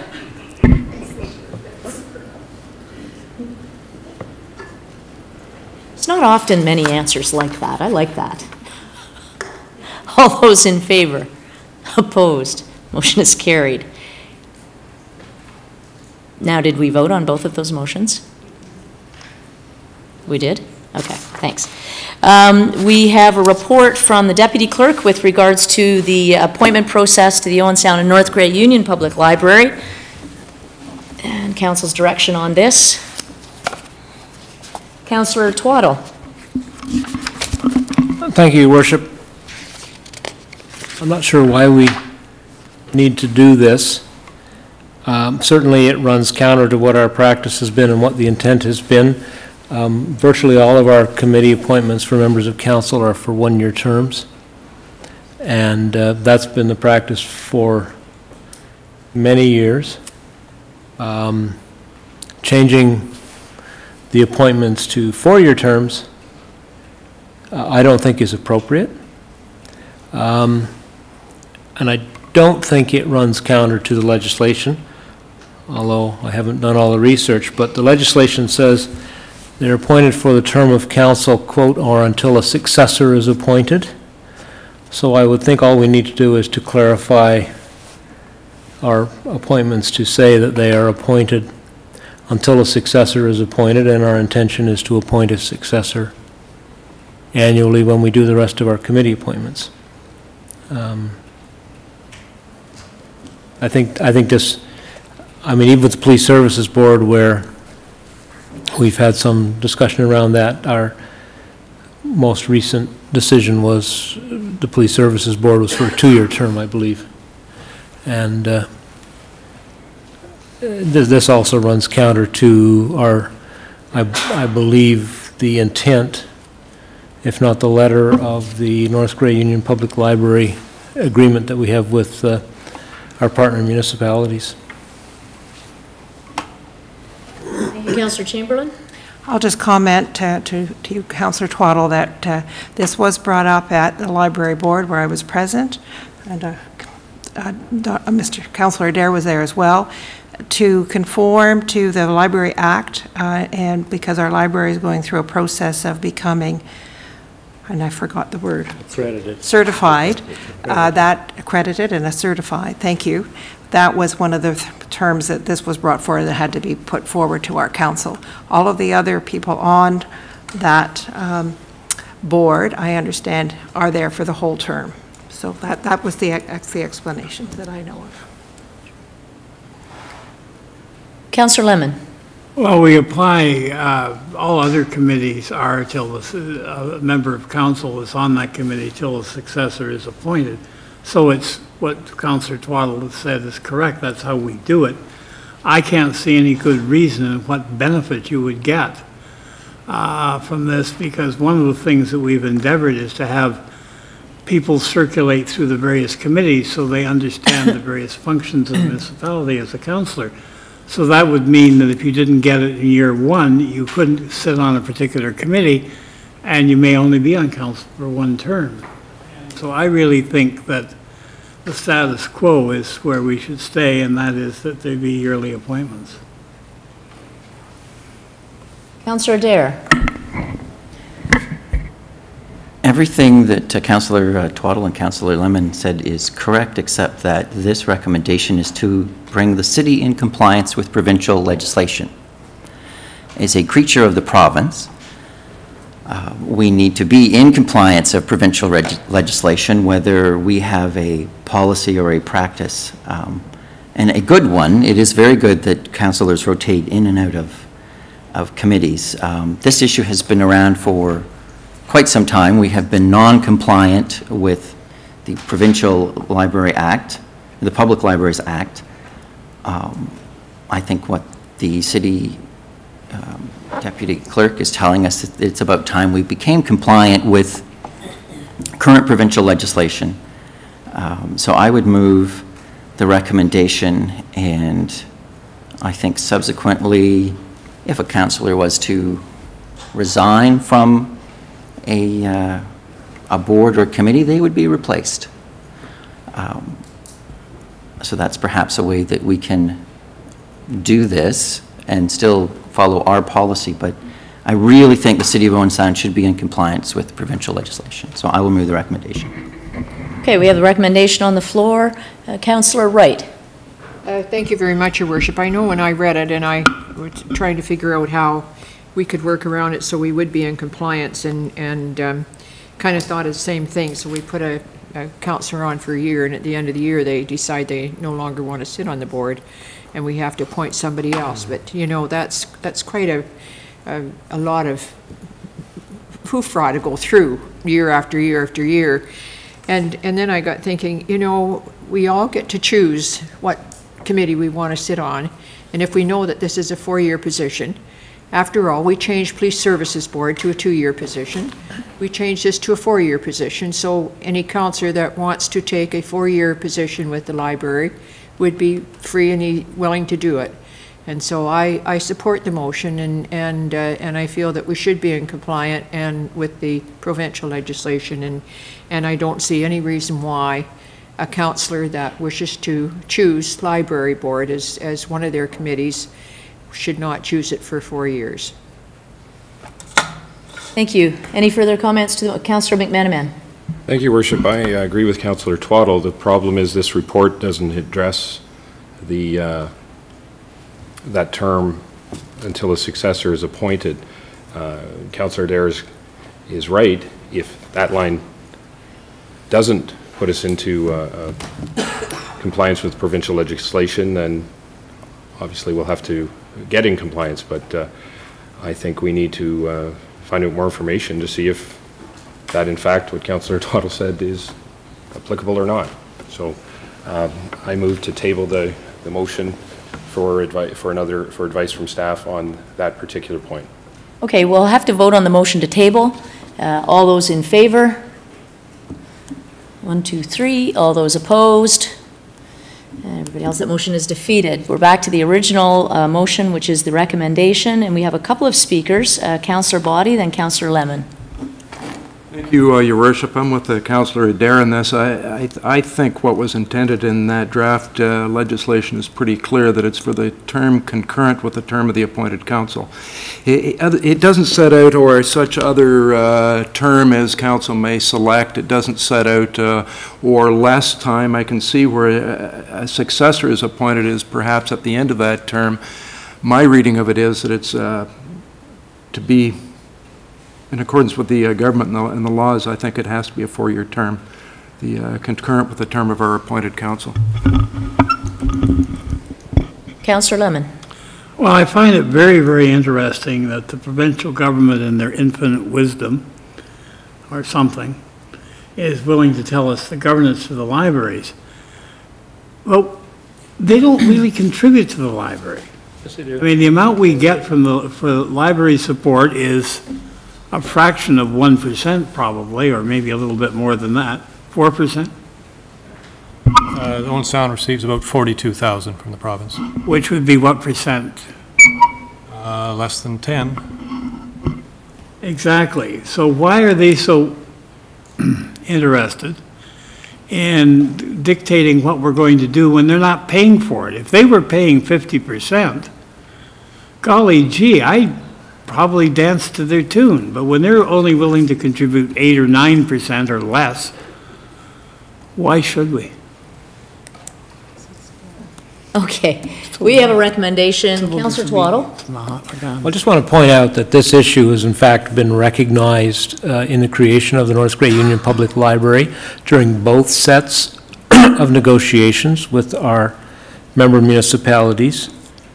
There are other aspects of the legislation which are not being complied with, and we know that full well, and so does the libraries branch of the ministry, and they have chosen not to enforce it for very good reason. They understand the complexities of the relationship in the creation of the North Grey Union Public Library. I don't know why this issue has come forward, except it was addressed in the accreditation process at the library. But it is not a fundamental failure on the part of the city and the other member municipalities of the North Grey Union Public Library. This is something that was knowingly agreed to by this council when the North Grey Union Public Library agreement was approved not very long ago. And it was something that's been in place for the previous 10 years on the North Grey Union Public Library. Okay, well, thank you to staff for bringing this forward, and I'll now ask for a vote, please. We'll call the question. All those in favor of the recommendation? 5. Opposed? Councillor McManaman, Councillor Twaddle, and Councillor Lemon. That motion is carried. Thank you. Subsequent motion, Your Worship? Pardon me? Subsequent motion? Yes. I would move that as part of our annual committee appointments for council, that a successor be appointed to the library board on an annual basis from council, which is clearly within the legislation. They're appointed for a 4-year term unless a successor is appointed. The word resign was used in earlier discussion, but there is no requirement for somebody to resign. An appointment to the library board can be changed by council at any time, and I would move that that be done on an annual basis. Okay, to the motion. All those in favor? Councillor Twaddle, Chamberlain, McManaman, and Lemon, and Wright. Opposed? Councillors Purdon, Body, Adair. That motion is carried. Moving along, we have a report from the Human Resources Supervisor with regards to the corporate vacation in lieu time bank policy. And this is a revision that, well, I for one, I have to say, is quite welcome and I think timely for everyone. It's as important as it is to work, it's equally as important, if not more so, to take time off. We have a recommendation. Councillor McManaman. A motion to approve the revised policy. Thank you. Any discussion? All those in favor? Opposed? That motion is carried. Thank you. We now have a report from the Human Resources Supervisor with regards to the collective agreement 2009-2011 2011 collective agreement between the city and the Owen Sound Professional Firefighters Association, Local 531. I would just point out to council that this is a requirement that we acknowledge this, and I'll now ask for council direction. Councillor Twaddle. I would move the recommendation, and just in case anybody's confused by the dates, you know, and that we're sort of retroactively approving a contract, I would just point out that that's how long it took the badly broken provincial arbitration process to impose a collective agreement on the City of Owen Sound. Took the words right out of my mouth. Absolutely. Okay. All those in favor? Opposed? That motion is carried. Thank you. We have a report from, oh, we're at that happy moment. Report from the Director of Financial Services with regards to the replacement of the broken parking meter equipment. Councillor Adair. Your Worship, I recognize this is the report and not minutes, and we normally deal with minutes later, but perhaps we should put the horse before the cart and deal with the minutes of the parking, the final minutes of the Downtown Parking Ad Hoc Committee. And so I would ask that those minutes be brought forward at this time before we deal with the report on the meters. Any issues with that with the rest of council?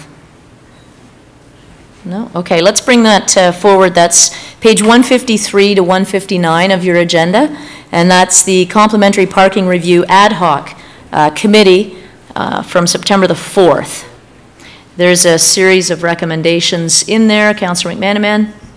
And I'll move adoption of those minutes, Your Worship. Thank you. The motion's on the floor to adopt the minutes.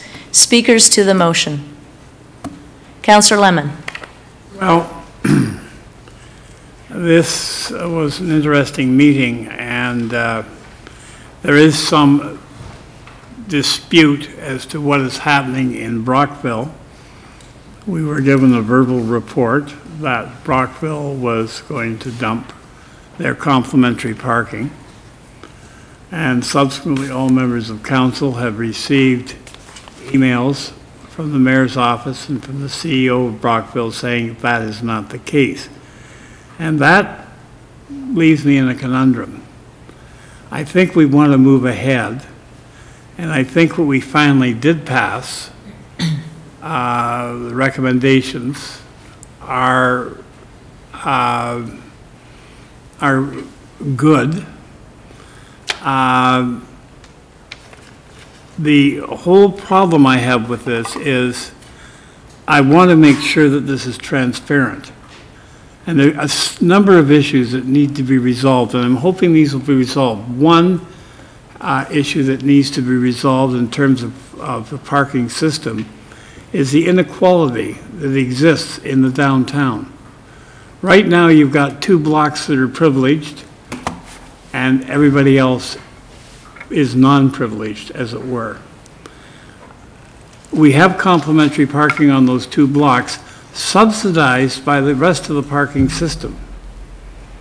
And this is not fair nor just. And I'm hoping that in bringing forth an alternative, if staff is going to make the go ahead with that, which is recommended in this, that we will correct that inequality. I don't believe complimentary parking is a dead issue. I feel the numbers that we were presented with were unreachable and unattainable. Example, in one of the budgets put forward, it was suggested we should put into reserves $100,000 a year for parking. And that is patently ridiculous. That represents 20% of the entire parking budget every year would go into reserve. When I talked to the Director of Engineering Services today, he indicated that there was nothing, that he had no list of parking lots that need to be refurbished. I really think this whole thing needs to be thought out. Another area is we have taken the attitude in the past that parking should be completely self-sufficient. Okay? Garbage collection isn't self-sufficient, but we live with it. I'm not sure there aren't a number of other services, including transportation, which is not self-sufficient. But one of the things that really irritates me, what we found out, was the city annually gives out parking passes with a retail value of $97,000. Now, it was felt by staff that the real value of that was about $38,000. If that is true, then the city, in a sense, owes the parking system over the last 10 years $380,000. So I think it behooves us to, if we're giving complimentary parking passes out, which essentially they are, we've got 2 blocks that have complimentary parking. We've got a very unfair and unstable system. And for some reason, we're also giving out complimentary parking passes to the County of Grey. Nobody knows why. We're giving them out to the health unit. Nobody knows why. As a matter of fact, I don't think anybody knows when that started, because I don't think it started since I've been on council. But there's no tracking of when this started and why it started and justification for it continuing. I really feel that the parking system is quite broken. Our investigation proved that. I believe complimentary parking can work. But if you're going to have parking meters on the streets, they've got to be on all the streets in the downtown or none that are facing the stores. We came back with a counter proposal to the previous budget, which has not been examined, where we suggested that First Avenue East, because no commercial businesses face on it, could have parking meters on it to be consistent with the idea of street parking being free. And of course, First Avenue West would continue, plus the area south of 7th Street from 7th to 6th, where there are parking meters. We didn't ask for those to be changed. I really have very mixed emotions about this. I think we did an excellent job of getting the information, but I think also this is not the end of the parking issue. I believe that putting in good equipment will reduce some of the complaints, definitely. The equipment we've got is antiquated and was thought used 30 years ago, and it's sort of like the Coliseum, where we are temporarily going to put in ice. That was supposed to be for a period of 5 to 10 years. That was about 35 years ago. The other thing is that in the Harborfront Downtown Master Plan, when that was conceived and the complimentary parking came in, it was for a 1-year period. And then it was supposed to be reviewed. It's never, ever been reviewed. Now you see why we need to continue to look at this. I certainly agree with the intent of the motions that we passed, and hopefully this will lead to proper signage, because we don't have it. We have totally inconsistent. We have parking directional signs on a couple of lots that are so small you can only see them from half a block away. In most communities, they're about 3 to 4 feet in diameter. In Owen Sound, they're 1 foot. We have no signs directing people to the 2 lots on First Avenue East, south of 8th Street. So it's a mess. Hopefully what we're passing tonight will improve it. It certainly can't make it worse. And I really feel that it's going to be interesting. I'm going to be watching Brockville, because my bet is Brockville is going to keep their complimentary parking because it succeeds. It was pointed out to us that Brockville does not bill all the costs of operating the parking system to parking. And that's true, they don't. But also, Brockville does not nickel and dime for every postage stamp all the costs of parking. And I'm hoping that we will get a staff, as part of the staff report, they will deal with the existing parking permit policy, which totally is unjust and unfair, and also at adjusting parking revenues to reflect the value of the passes the city gives out. I agree with the principle of residential taxation should not support the parking system. I do not agree with the principle that the city should expect a freebie from that same parking system. Thank you. Councillor McManaman. Thank you, Worship. I think it's important to go back to the mandate of this committee. The mandate of the committee was to review the Brockville model and see if it was applicable to the city of Owen Sound. And quite clearly, as you read through the minutes and the information that's presented, that for financial reasons, it is not applicable to the city of Owen Sound. What works for Brockville, maybe it works for them. We heard from their mayor, maybe it doesn't. Either way, the financial implications do not work for the city of Owen Sound. That's clear from those minutes. To implement a complementary parking system in Owen Sound would require in the neighborhood of $230,000 from somebody. I think everyone agrees. You might get unanimity in the entire city that they would like free parking downtown. The only problem with that is there's no such thing as free parking. It's just who's paying for it is the point. There's staff costs for enforcement. There's future capital costs. Go look at the parking lot behind Lot 5 behind Scotiabank. Huge capital costs there. Who's paying for that? So it's not a case of free parking. It's just a case of who's going to pay that $230,000 number I just quoted. The DIA had some proposals, but I think in the end we were just way too far apart financially to make it, to go any further with the idea. So that's why I believe the committee asked for a comprehensive parking report. I support that from staff. I support that.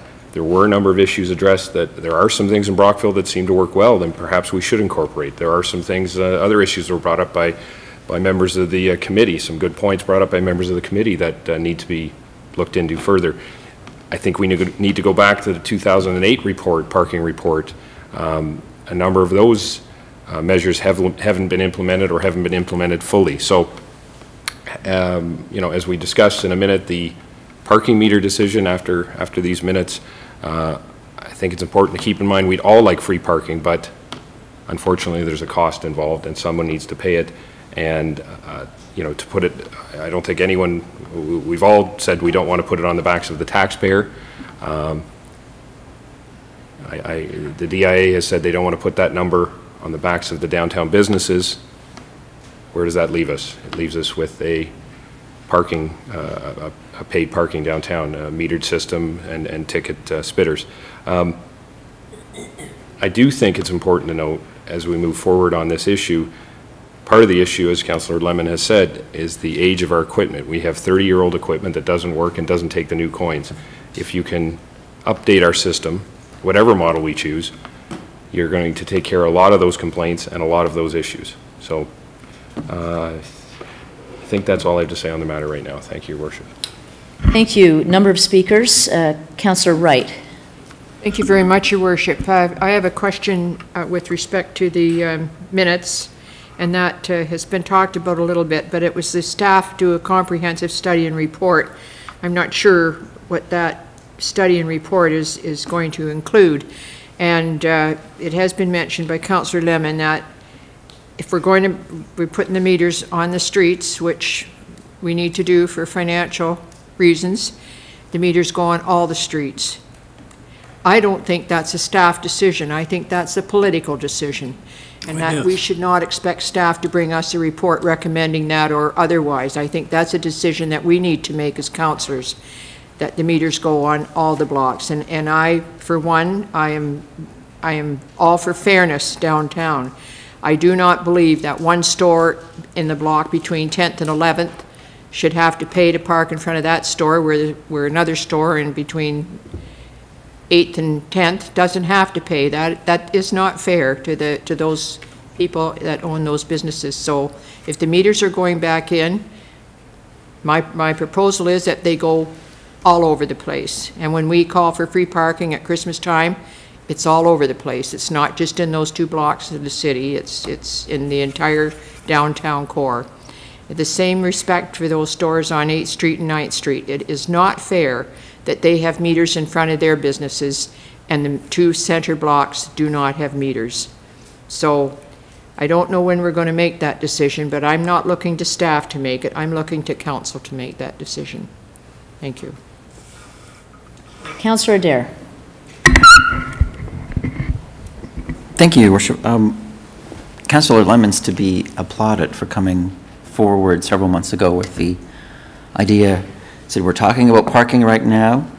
Brockville has a model. Let's look at it. And I think, in fact, that's part of our job as councillors, is to bring forward things that we've seen in other communities, things that we've, people that we've met at different conferences that tell us things, the workshops, etc. It's what we should be doing. So we spent the last couple months looking at the Brockville model, and it doesn't work for us. I was in the hall when the mayor of Brockville said, we're looking at a different model for parking than the present model. He didn't say they were going to scrap the complementary model, but he did say that it was too expensive and they couldn't afford it any longer. Brockville also seems to have a lot of stuff that they kind of shove off the books, so to speak, of parking and put somewhere else. And if that's okay with their ratepayers, that's fine for Brockville. But I like to be as open as we can with where costs are and where revenues come from. I think we're faced now. We've looked at this alternative, and I was really hoping that there was a silver bullet, but perhaps it needed to be of a more precious metal to work in this case, because the numbers just don't work. Councillor Lemon thought that 100,000 into reserves was a ridiculous number, and I think that it actually might be, it's probably too low. With just doing Lot 5, we're already in a deficit position in that account because there was no money there in the first place, and we spent over $500,000 on one parking lot, and we didn't really do it the way we wanted to because we didn't have the money. If we'd done it the way we wanted to, it probably would have been around $800,000 of money we don't have out of the parking system because we haven't been putting reserves away. Councillor McManaman mentioned the 2008 report. If we as a council had followed the 2008 report starting in 2008, we would not be in this position at all, and I will take some of the blame for that. But I have to say, after that rather exhaustive study that included members of council, members of the DIA, members of the Chamber of Commerce, and members of the public, and staff, and staff, and staff, a huge comprehensive report was put forward with 28 recommendations. Everyone sort of put up their hand and said, okay, well, but not those 4. And then we didn't want to have anything to do with parking anymore. And in fact, it didn't end up anywhere. There wasn't a staff person that was in charge of parking. There wasn't a committee that was in charge of parking. Although the 2008 report said someone needs to be in charge. That report stated that we needed to, every year, replace some of the already aging meters. We didn't do that. It spoke to the need for the signage to be clear. It's still not really clear. It's all over the place. It doesn't help the customer know exactly what they should do in all areas of the downtown. Those things need to be corrected. Overall, I think the system that we have is not broken. The only thing that's broken is the machines that actually take the quarters, and in this case, don't take the new toonies and loonies. And they need to be replaced, and we need to make a motion or a decision of this council tonight to replace those aging meters.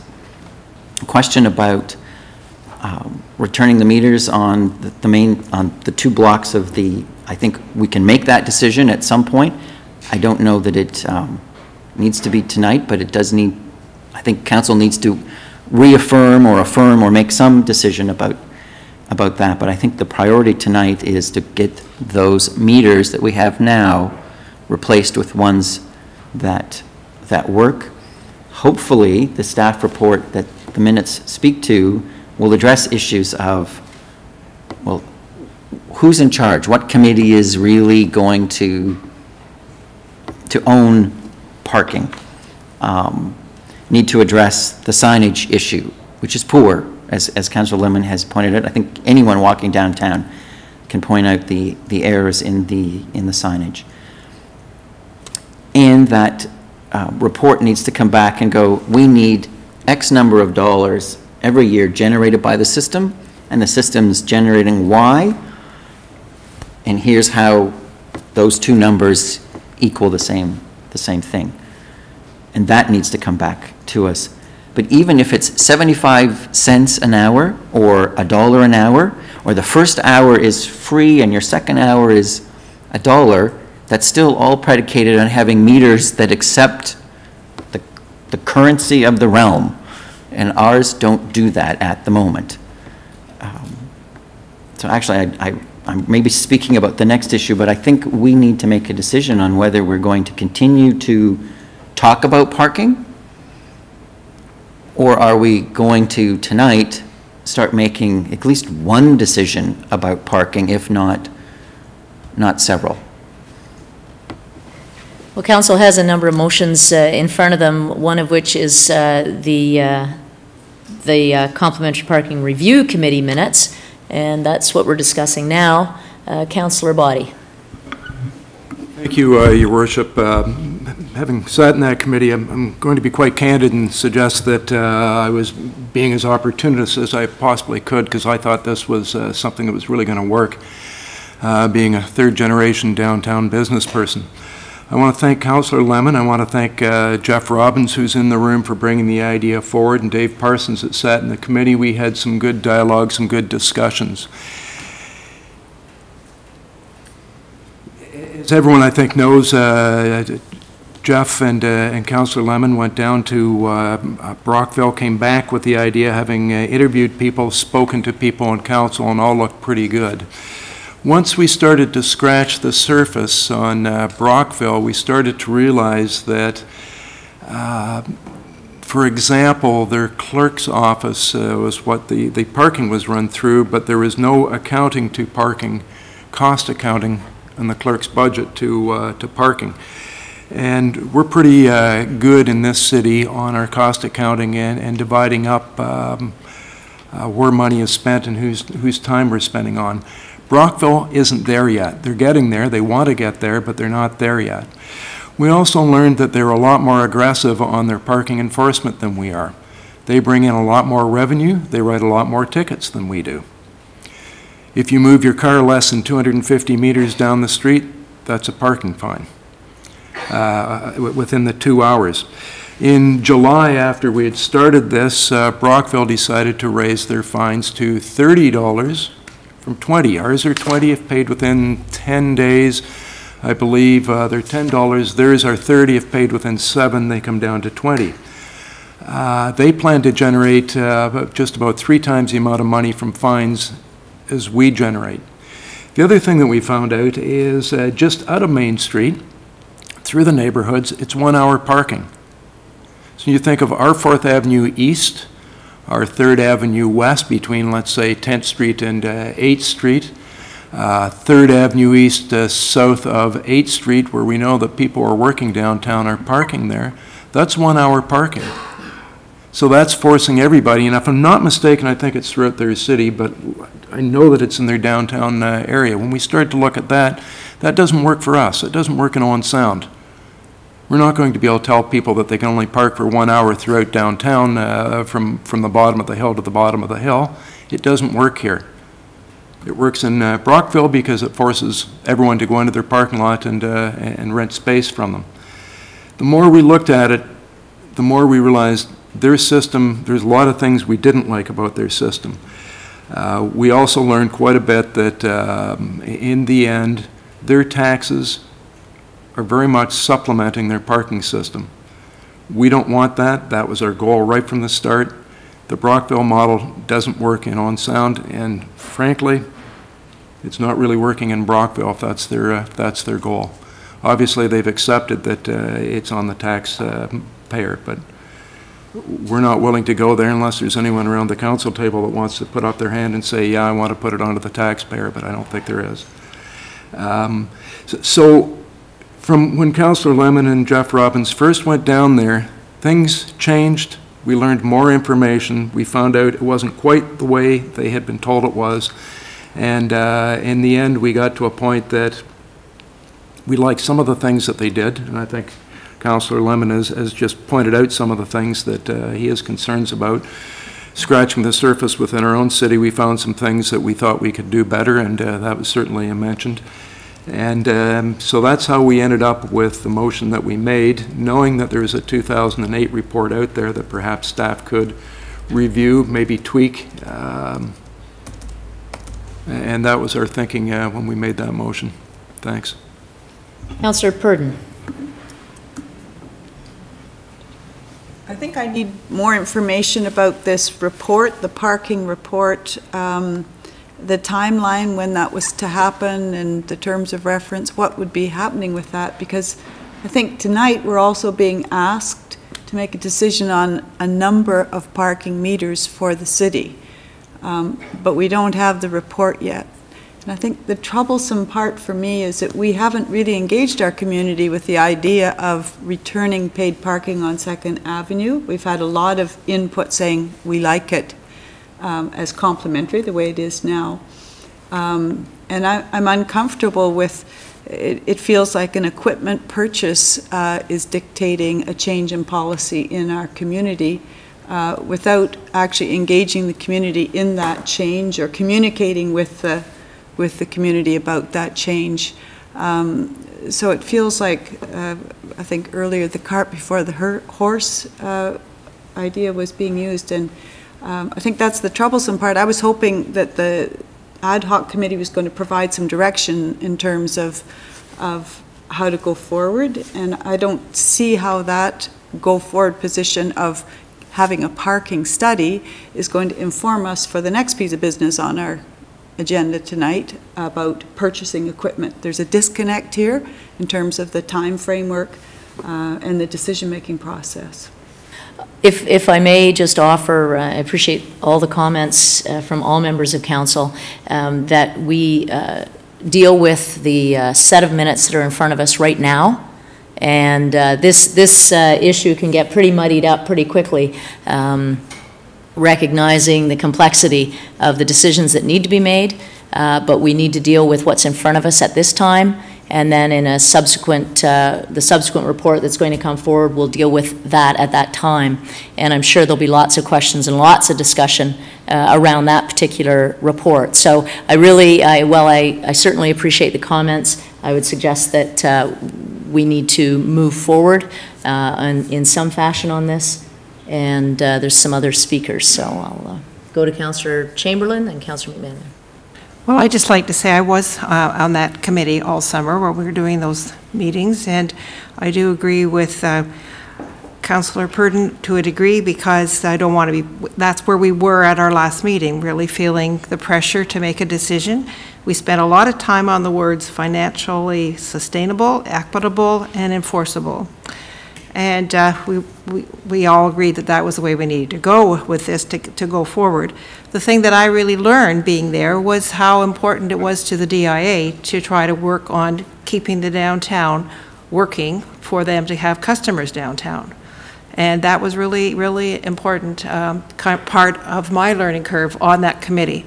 And so when we talk about our strategic plan and we talk about engaging the community, I still think there's some work to do on this. I'll be glad to vote on this group of minutes, but I do know there's more work that we have to do.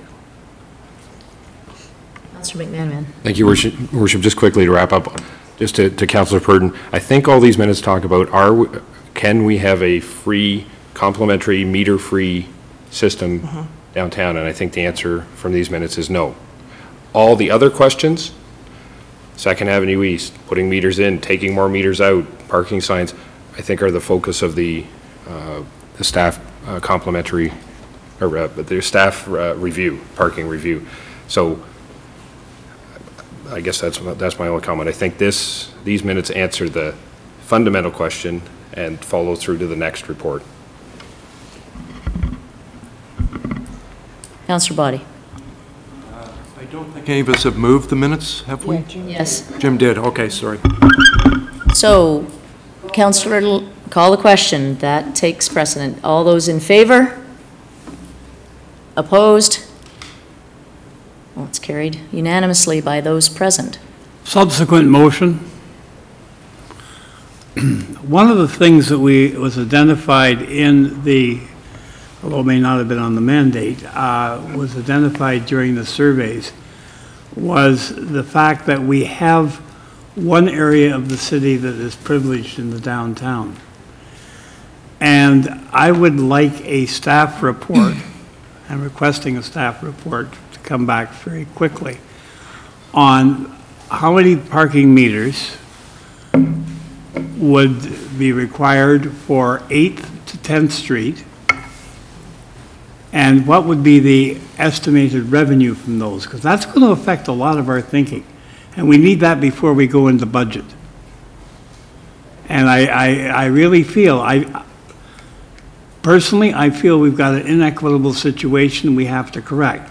But I think the first thing is to get a staff report on how many meters and the revenue. Because I think a lot of other problems would go away with that revenue, and it would bring more equity to the parking system. That is my motion. Just to the clerks, do you have the motion clear? Is it recorded clearly? Okay, thank you. Speaker over here, Councillor McManaman. Thank you, Worship. I'll be voting against the motion. We just passed a motion to have a comprehensive review of the parking system, and I think clearly that would be part of it. That's one part of it. So I don't think an additional motion is necessary. I'll be voting against it. Okay. Any other speakers to the motion? All those in favor? I would also ask for a recorded vote on this. The clerk will ask for a recorded vote. Opposed? Question here.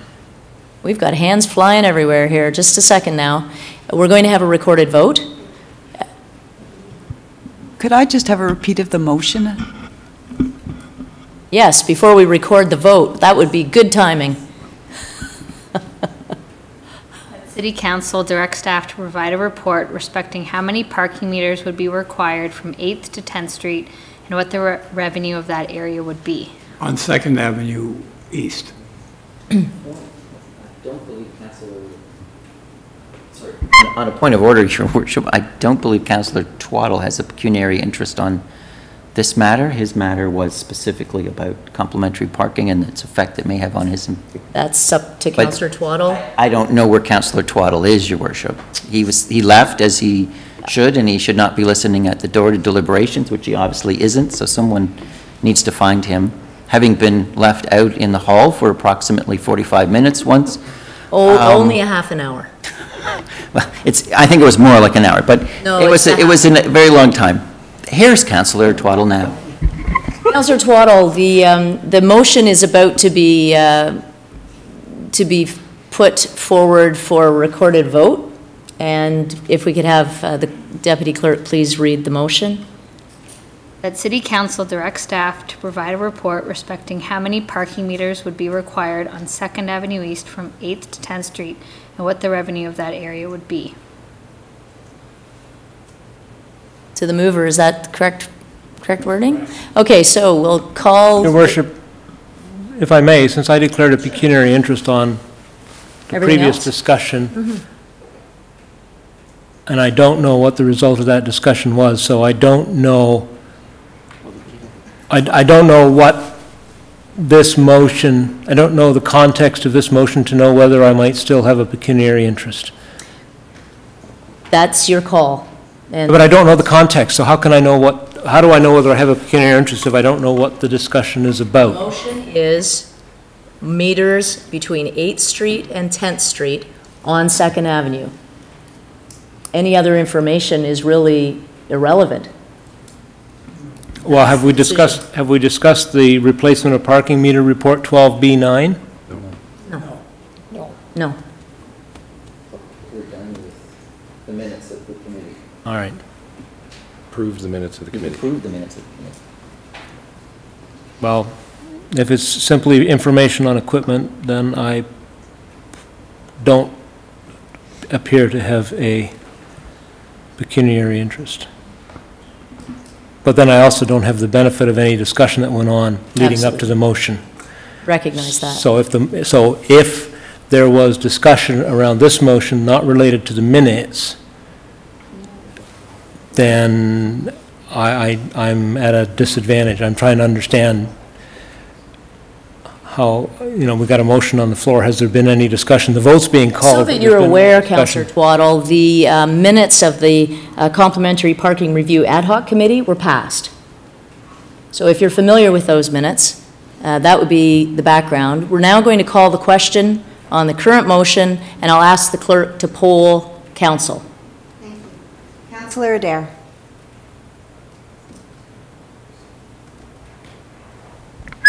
In favor. Councillor Body. Against? Councillor Chamberlain. In favor. Councillor Lemon. In favor. Councillor McManaman. Opposed? Councillor Burden. In favor. Councillor Twaddle. In favor? Councillor Wright. In favor? And Mayor Haswell. In favor. That motion is carried with 7 votes in favor and 2 votes against. Okay, moving along. Was there a subsequent motion someone was wanting to put forward after that one? Always a good idea to get all the information when making decisions, and I have no doubt that there'll be plenty of information coming forward. We have a report from the Director of Financial Services with regards to the replacement of parking meter equipment. Councillor Adair.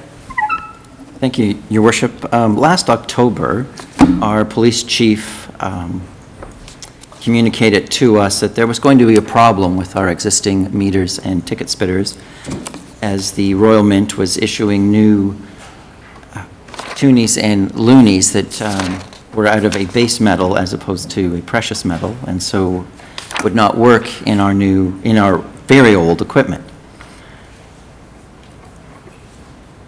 We thought we had some time. They weren't supposed to be coming out until the middle of the summer, but the Royal Mint, in its wisdom, moved that time ahead, believing that most of the retailers, particularly the vending machine merchants, were ready for the switchover.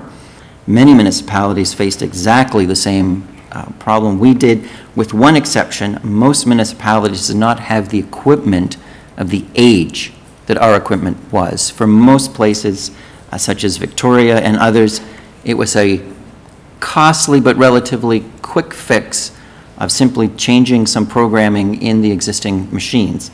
We did not and do not have that luxury. Our machines are a weighted machine. You drop a coin in, there's a lever with a weight on it. If the coin is the right weight, it drops the coin and gives you so many minutes.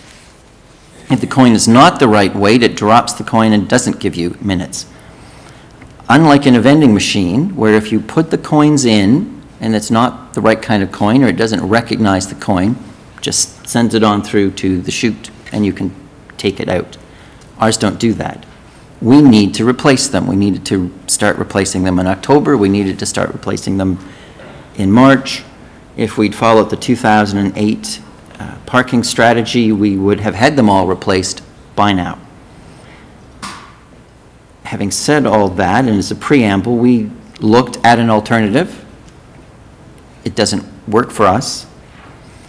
I would move the McKay option number 1, which is a combination of machines, and this would replace all the existing broken meters. All the old meters we have would be replaced with new meters. Option 1 has two kinds of meters. One is a strict coin meter, which would go in the more low-traffic areas, and then a slightly more sophisticated, almost a smart meter that takes credit cards, which would go in the more high-trafficked area. I believe that that is probably our best strategy. Many people, their complaint is they don't have coins with them. It would be nice to replace all the meters with machines that take credit cards,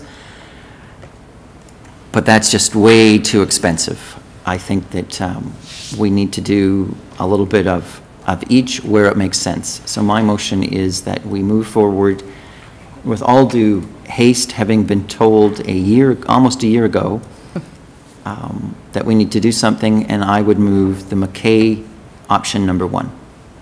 Okay, we have a motion on the floor. Councillor Lemon. Well, speaking in support of this, one of the biggest complaints in the 1,130 replies we had from consumers was meters don't work. And we bought old ones and kept them for a huge length of time.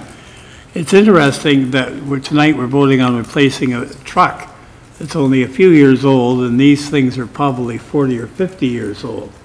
So it's high time that we do it, and I will have a subsequent motion in terms of accessibility. I like the concept of, for instance, on 2nd Avenue south of 7th Street, there are very low usage meters, and I'm assuming through you to the Director of Finance that those are where you would put the less sophisticated meters. Through you, Your Worship, there is a map attached to the report showing the distribution of the various meters. Yeah, I wasn't sure about that one, though. I'm not sure of the location you mean. Describe it to me again, perhaps. From what the Director of Finance or Community Services is telling me, yes, they would be in the, we're going to call them the low activity area. Yeah, and the other question I've got is, from looking over the financial records, which we've been doing all summer, we do have some reserves. It was said earlier we don't have any reserves. How much money do we have in reserves currently? Certainly when we're done Lot 5, we will not have anything remaining in reserve. I know, but there is money to go towards Lot 5. I'd like an answer to that because I there think has the been number, reserves accumulated. and again, off the top of my head, and I would certainly check this number for you tomorrow, I believe it's about 150,000. And the other question I've got is we're going to debenture this cost, obviously. That's correct. How many years are we going to debenture it over? We'll be working on those particular details at a later date for you. My estimate right now would be 10 years. We've been informed the equipment generally lasts relatively trouble-free for 10 years, so I wouldn't recommend a debenture any longer than that. We may be coming back, perhaps having to replace this equipment. Thank you. I will have a subsequent motion to this on accessibility. Okay, any other speakers to the motion on the floor? Councillor Purdon and Councillor McManaman. So the map shows these high-end meters on 2nd Avenue all along? No, the map details for you where the high activity area it will be. Mm-hmm. However, the meters we're replacing are only where the meters are today. They are 2nd today. Avenue between 8th and 10th, currently in this proposal would not have meters. Okay, thanks. Councillor McManaman. Thank you, Worship. I won't be, well, no, first of all, I'll say any of these options are better than what we've got now, so I'll temper my comments slightly on that. I don't support the option 1, several reasons. First of all, it's 2.5 times more expensive than the just going with straight meters. Second point is, one of the key points we've talked about over and over again is making the system simple. And now we're going to have 2 systems in place, basically. And I don't think we have enough revenue in the system to support an expenditure an extra expenditure like this. It will give us more information, but I'm not sure if the money is worth that information. So I support going with new modern meters at, as I said, a fraction of the cost in option 1. But so I won't be voting for option 1. Okay. Other speakers to the motion. Councillor Purdon. Just a question about these smart meters. Is there any saving in terms of efficiencies that can be made in terms of staff time or customer satisfaction that would result in fewer complaints and loss of staff time by having these better meters? Certainly. Through you, Your Worship, and for the public, the smart meters generally will provide more information, give the public the opportunity to use credit cards as well as coins. Will provide information to management staff as to, we'll call it diagnostic information. Will tell us when that particular machine may have performance issues that need to be addressed. So certainly there's opportunity there for staff efficiencies, absolutely. The biggest concern we had, number one, is connectivity. They're basically a cell phone unit that is out there. And we all know that sometimes you're in a particular area of this town and it does not work one time. We've been assured the company providing these will check all of those for us, but again, they are a cell phone. There's a possibility at a certain time they will not work, and we know the dissatisfaction that causes. But there is opportunities for the diagnostic information to help us manage the system, absolutely. There would be an increased service level for the customer to be able to use credit cards as well as coin, absolutely. But those opportunities come at an increased operating cost. And it's really a council decision. Does roughly less than $300,000 in revenue justify that annualized operating cost? And that's certainly a decision only council can make. Other speakers to the motion. Councillor Twaddle.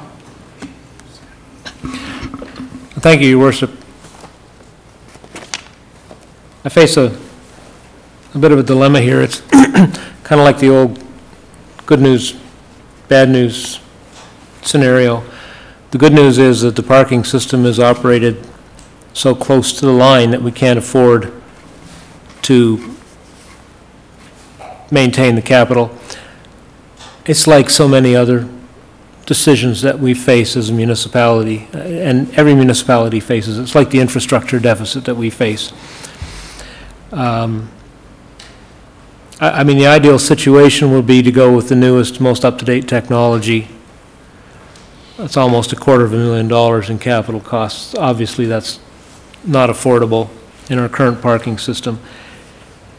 It bothers me to think that the most affordable option for us as a city is to go with the lowest technology available. And in fact, when we install them, they'll technically be out of date because technology is advancing so rapidly. And we will have gained really no ground except that the machines will take the new coins.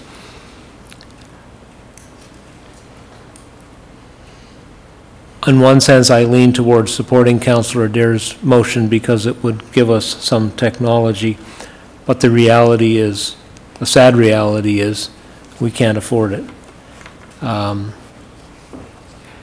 We've got so many other capital requirements just within the parking system.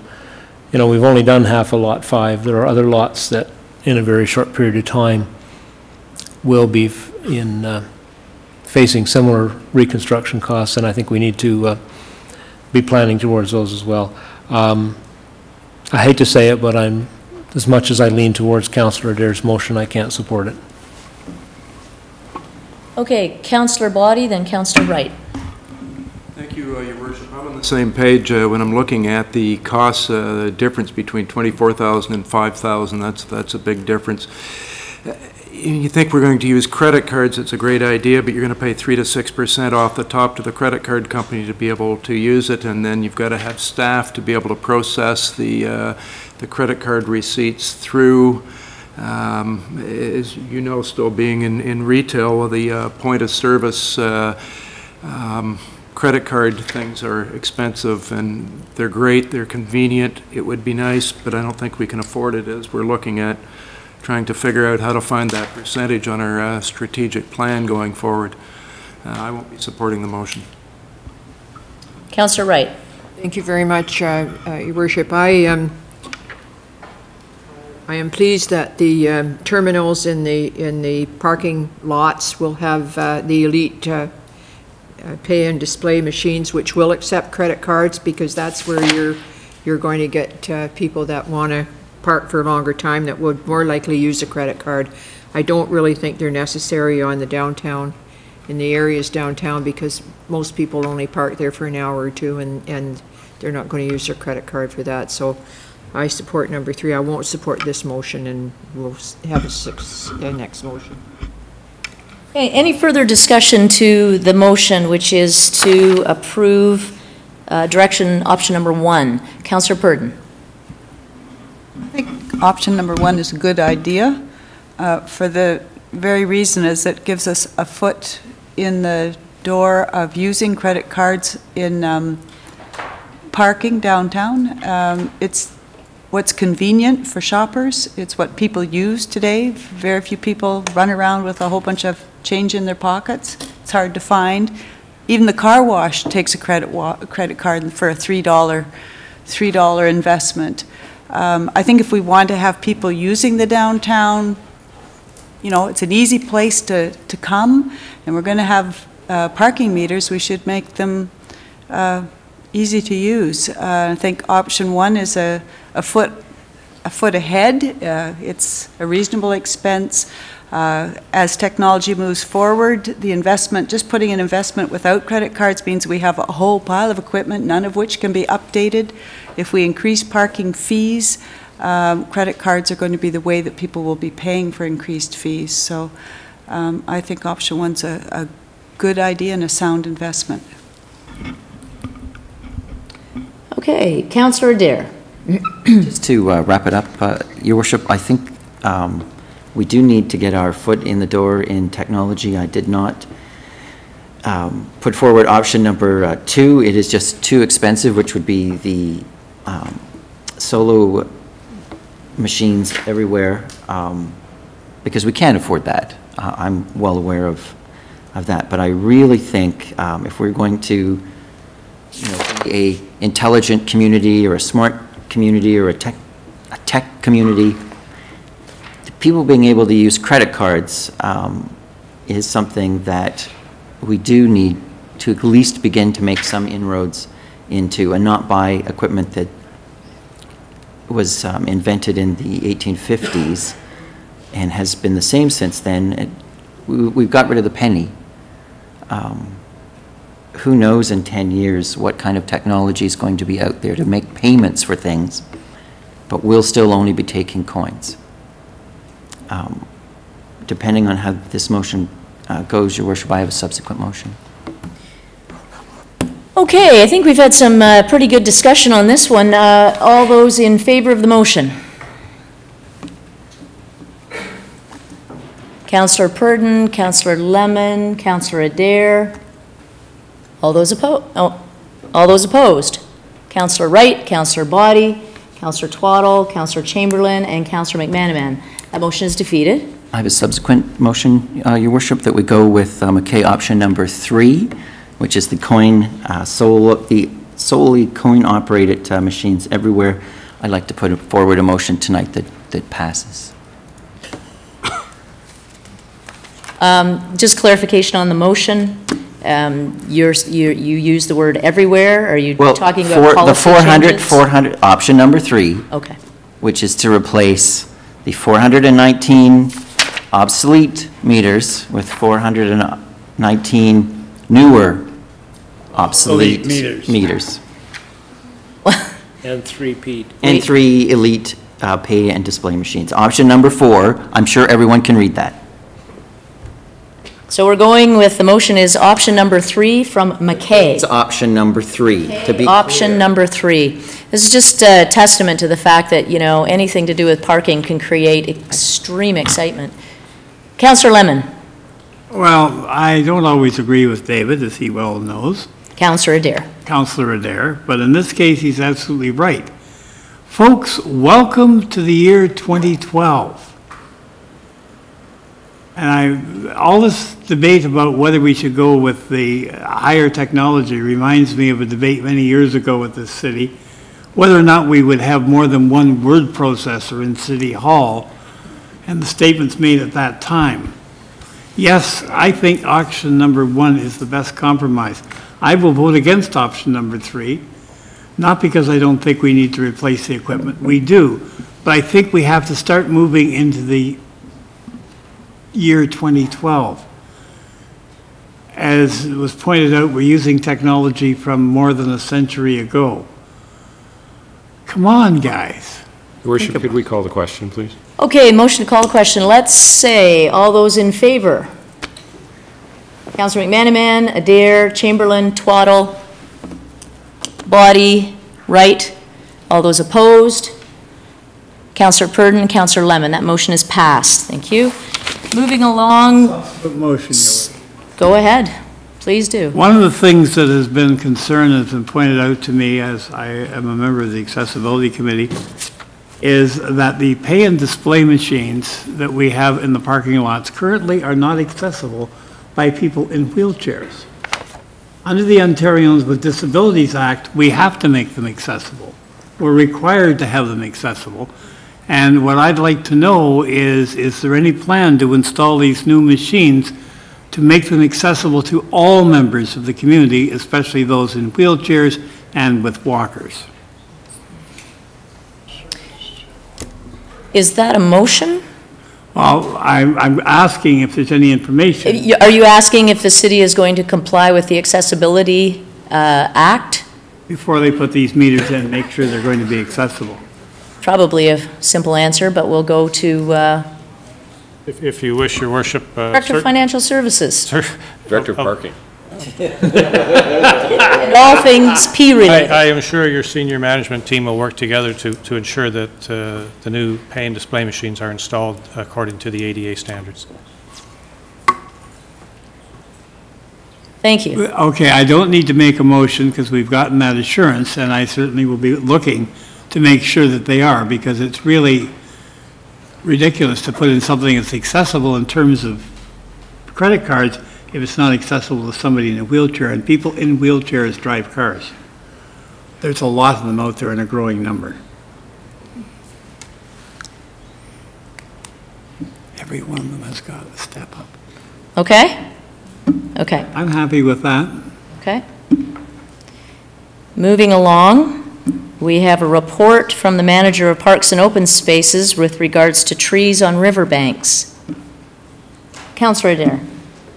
Thank you, Your Worship. I'll move the recommendation. We have, I think, an excellent report from our Parks Manager, John Howard, about why the natural occurring things that happen on our riverbank need to continue to occur naturally, and that if we go in and start thinking that we're tidying things up or cleaning things up, that we're going to cause a whole lot of damage to the shoreline ecosystem along there, and that we need to, if the tree's not dangerous, let nature take its course on a natural waterway.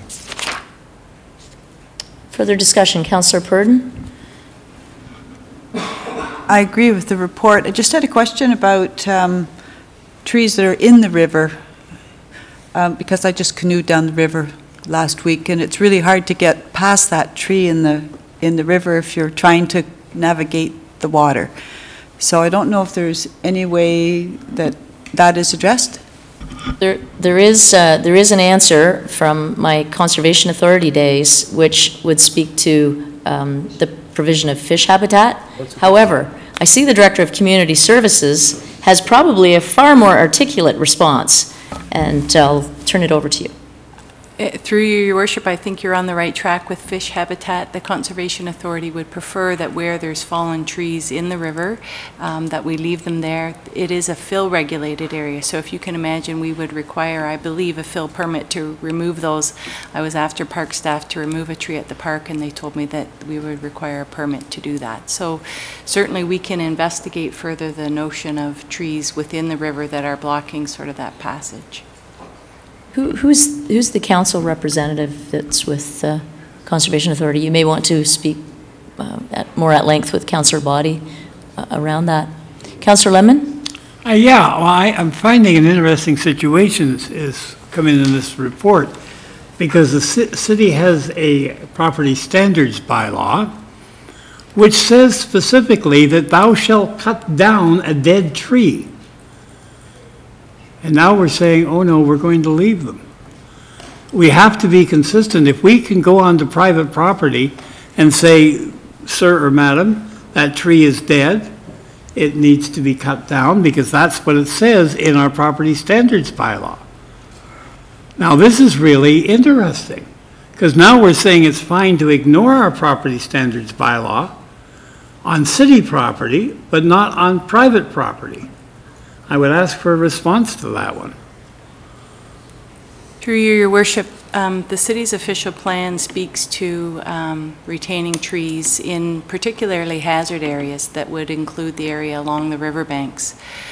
Certainly the property standards bylaw would require that if you had a tree and it was dead or dying or posed a threat to your neighbor, certainly that those types of trees would be removed. But if there is a tree, I think as Mr. Howard has pointed out, that doesn't pose a risk to the public in terms of where it's located, it would sort of nature's process would be allowed to work. Certainly, if it's council's wish, we can do more work and ensure that we are making sure the city is complying with the property standards bylaw, but I certainly believe the intent of the OP is being upheld here, and we can work further in terms of property standards.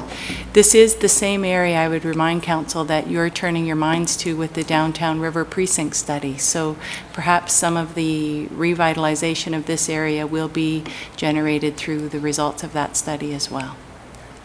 And one other question I've got is, if the tree leaves a tree up, or the city leaves a tree up, and it's dead and we know it, and it falls over and damages someone or property or a person, who's liable? The city? Well, I don't know that we even want to respond to that one, but that is a great rhetorical question, and I think something that we might want to deal with another time. Councillor Lemon, you are hitting many nails on the head here this evening, and I'm concerned. Absolutely. Safety, but I am concerned that we have to have a consistency with what the city does on its lands and what we ask the private property owner. We cannot have a lower standard on our lands. We have called the question. All those in favor? Opposed? That motion is carried. That's the one part of the procedural bylaw I don't want really to see changed. Okay, where are we? We are at buying a new truck. A 2012 or 2013 half-ton pickup truck, parks and open spaces. Councillor Adair. Your Worship, I'd like to move recommendations for 14, 15, and 16 regarding 2 tenders and the awarding of an RFP. Discussion on any of those items? Your Worship, I'm opposed to doing them all like that, so how I look for... Vote against it. Vote against the motion as it stands? Ask that they be split. You can ask I'd ask they be split then, thank you. They can be split up. I'd ask that these motions be split, thank you. Okay, so all those in favor of report number 13?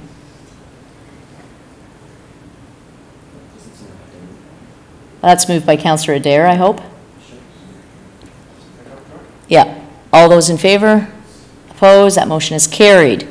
We'll need a motion for number 14. Councillor Adair. I'd like to move number 14, which is a tender for water main capital reinvestment. Okay, discussion? All those in favor? Opposed? That motion is carried. Your worship, I'd like to move number 15, a tender for a sewage replacement on the 8th Avenue East. Discussion? All those in favor? Your worship, I would like to move a motion on number 16, which is the awarding of an RFP for an external audio service. Discussion? If a tree falls in the forest, does anyone hear it? All those in favor? Opposed? That motion is carried. Thank you. We have dealt with item C1. We do have a set of in-camera minutes for approval. Council's direction. Councillor Purdon. Motion to approve. Thank you. All those in favor? Opposed? The motion is carried. Other business, Councillor Lemon, transit. Yes, Your Worship. I was using the city transit system last Tuesday, and we only had 2 buses on the road. We had a whole bunch of breakdowns, and our buses are getting older. I believe they are 8 years old, 7 or 8 years old or more. And some of them, I understand, have as much mileage or more mileage than the truck that we're replacing. And they're older. And so my question through you to the Director of Operations, where are we on replacement of these buses? Because it'll take a year from when we make the decision to when we actually get the bus on the road. Through you, Your Worship. Part of the process of going through a route study was the draft route study transit plan that was going through that came to council, I think, on the 23rd of July. That report basically will be a tool that we'll use to decide what types of buses we want in the future. There is budget allocated for this year to purchase a new bus, and the intent was to, in subsequent years, to refurbish a bus and then purchase a new bus and refurbish a bus over the course of the next 4 years to kind of stagger out the purchase periods. Right now, those buses were all purchased in 2005. I think we have one 2006. So within a year's time frame, we purchased 5 buses all at once. So we're trying to stagger them so that the capital expenditure is not all expended in 1 year. Do we have adequate reserves now to order that bus? I'll defer that question to the Director of Financial Services. Through you, Your Worship, yes, we do have reserves for that bus. We certainly need several years to get reserves for all the buses at the prices we've been anticipating, but as the Director has said, depending on the type of bus we get and the prices as well as the trade-in value, we'll see how that plays out in the 3-year changeover period. But we certainly have enough. We have over $1 million in reserve at the moment. Okay, well, my question isn't completely answered. When are we going to start the replacement process? Certainly, budget was allocated for this year, for 2012, but again, we're waiting for the findings of that transit study to determine what types of vehicles we want, whether we might go with a smaller bus, what specifically the routes would be, and how many buses we'd actually need. I'm just concerned that the buses are going to collapse around us and we're going to get lower transit revenue because people are going to get so frustrated because you can't operate the city with just 2 buses. And that sure was proved the day of, and you had a lot of angry people. So I think the buses are due to be replaced. I think, Councillor Lemon, just speaking to your comments, I think that I'm sure the Director of Operations will be talking with the contractor, the provider of the bus service in terms of scheduling and whatnot to make sure that they're meeting the obligations of the contract with the city. So I'm sure that that's something that he's on. And I am pleased to hear that there's going to be some real investigation into a different style of bus and perhaps smaller, perhaps more efficient. Any opportunity to lose less money would be welcome. Any other business? We have the clerk on. Go ahead. Thank you. Your worship and members of council, I draw your attention to our last remaining standing guest in the audience, our bylaw coordinator, Jeff Smith. I'd like to introduce him, if you want to have stand up. I would like to note that Mr. Smith did want to be here tonight to see council, and I did not force him to stay to the end.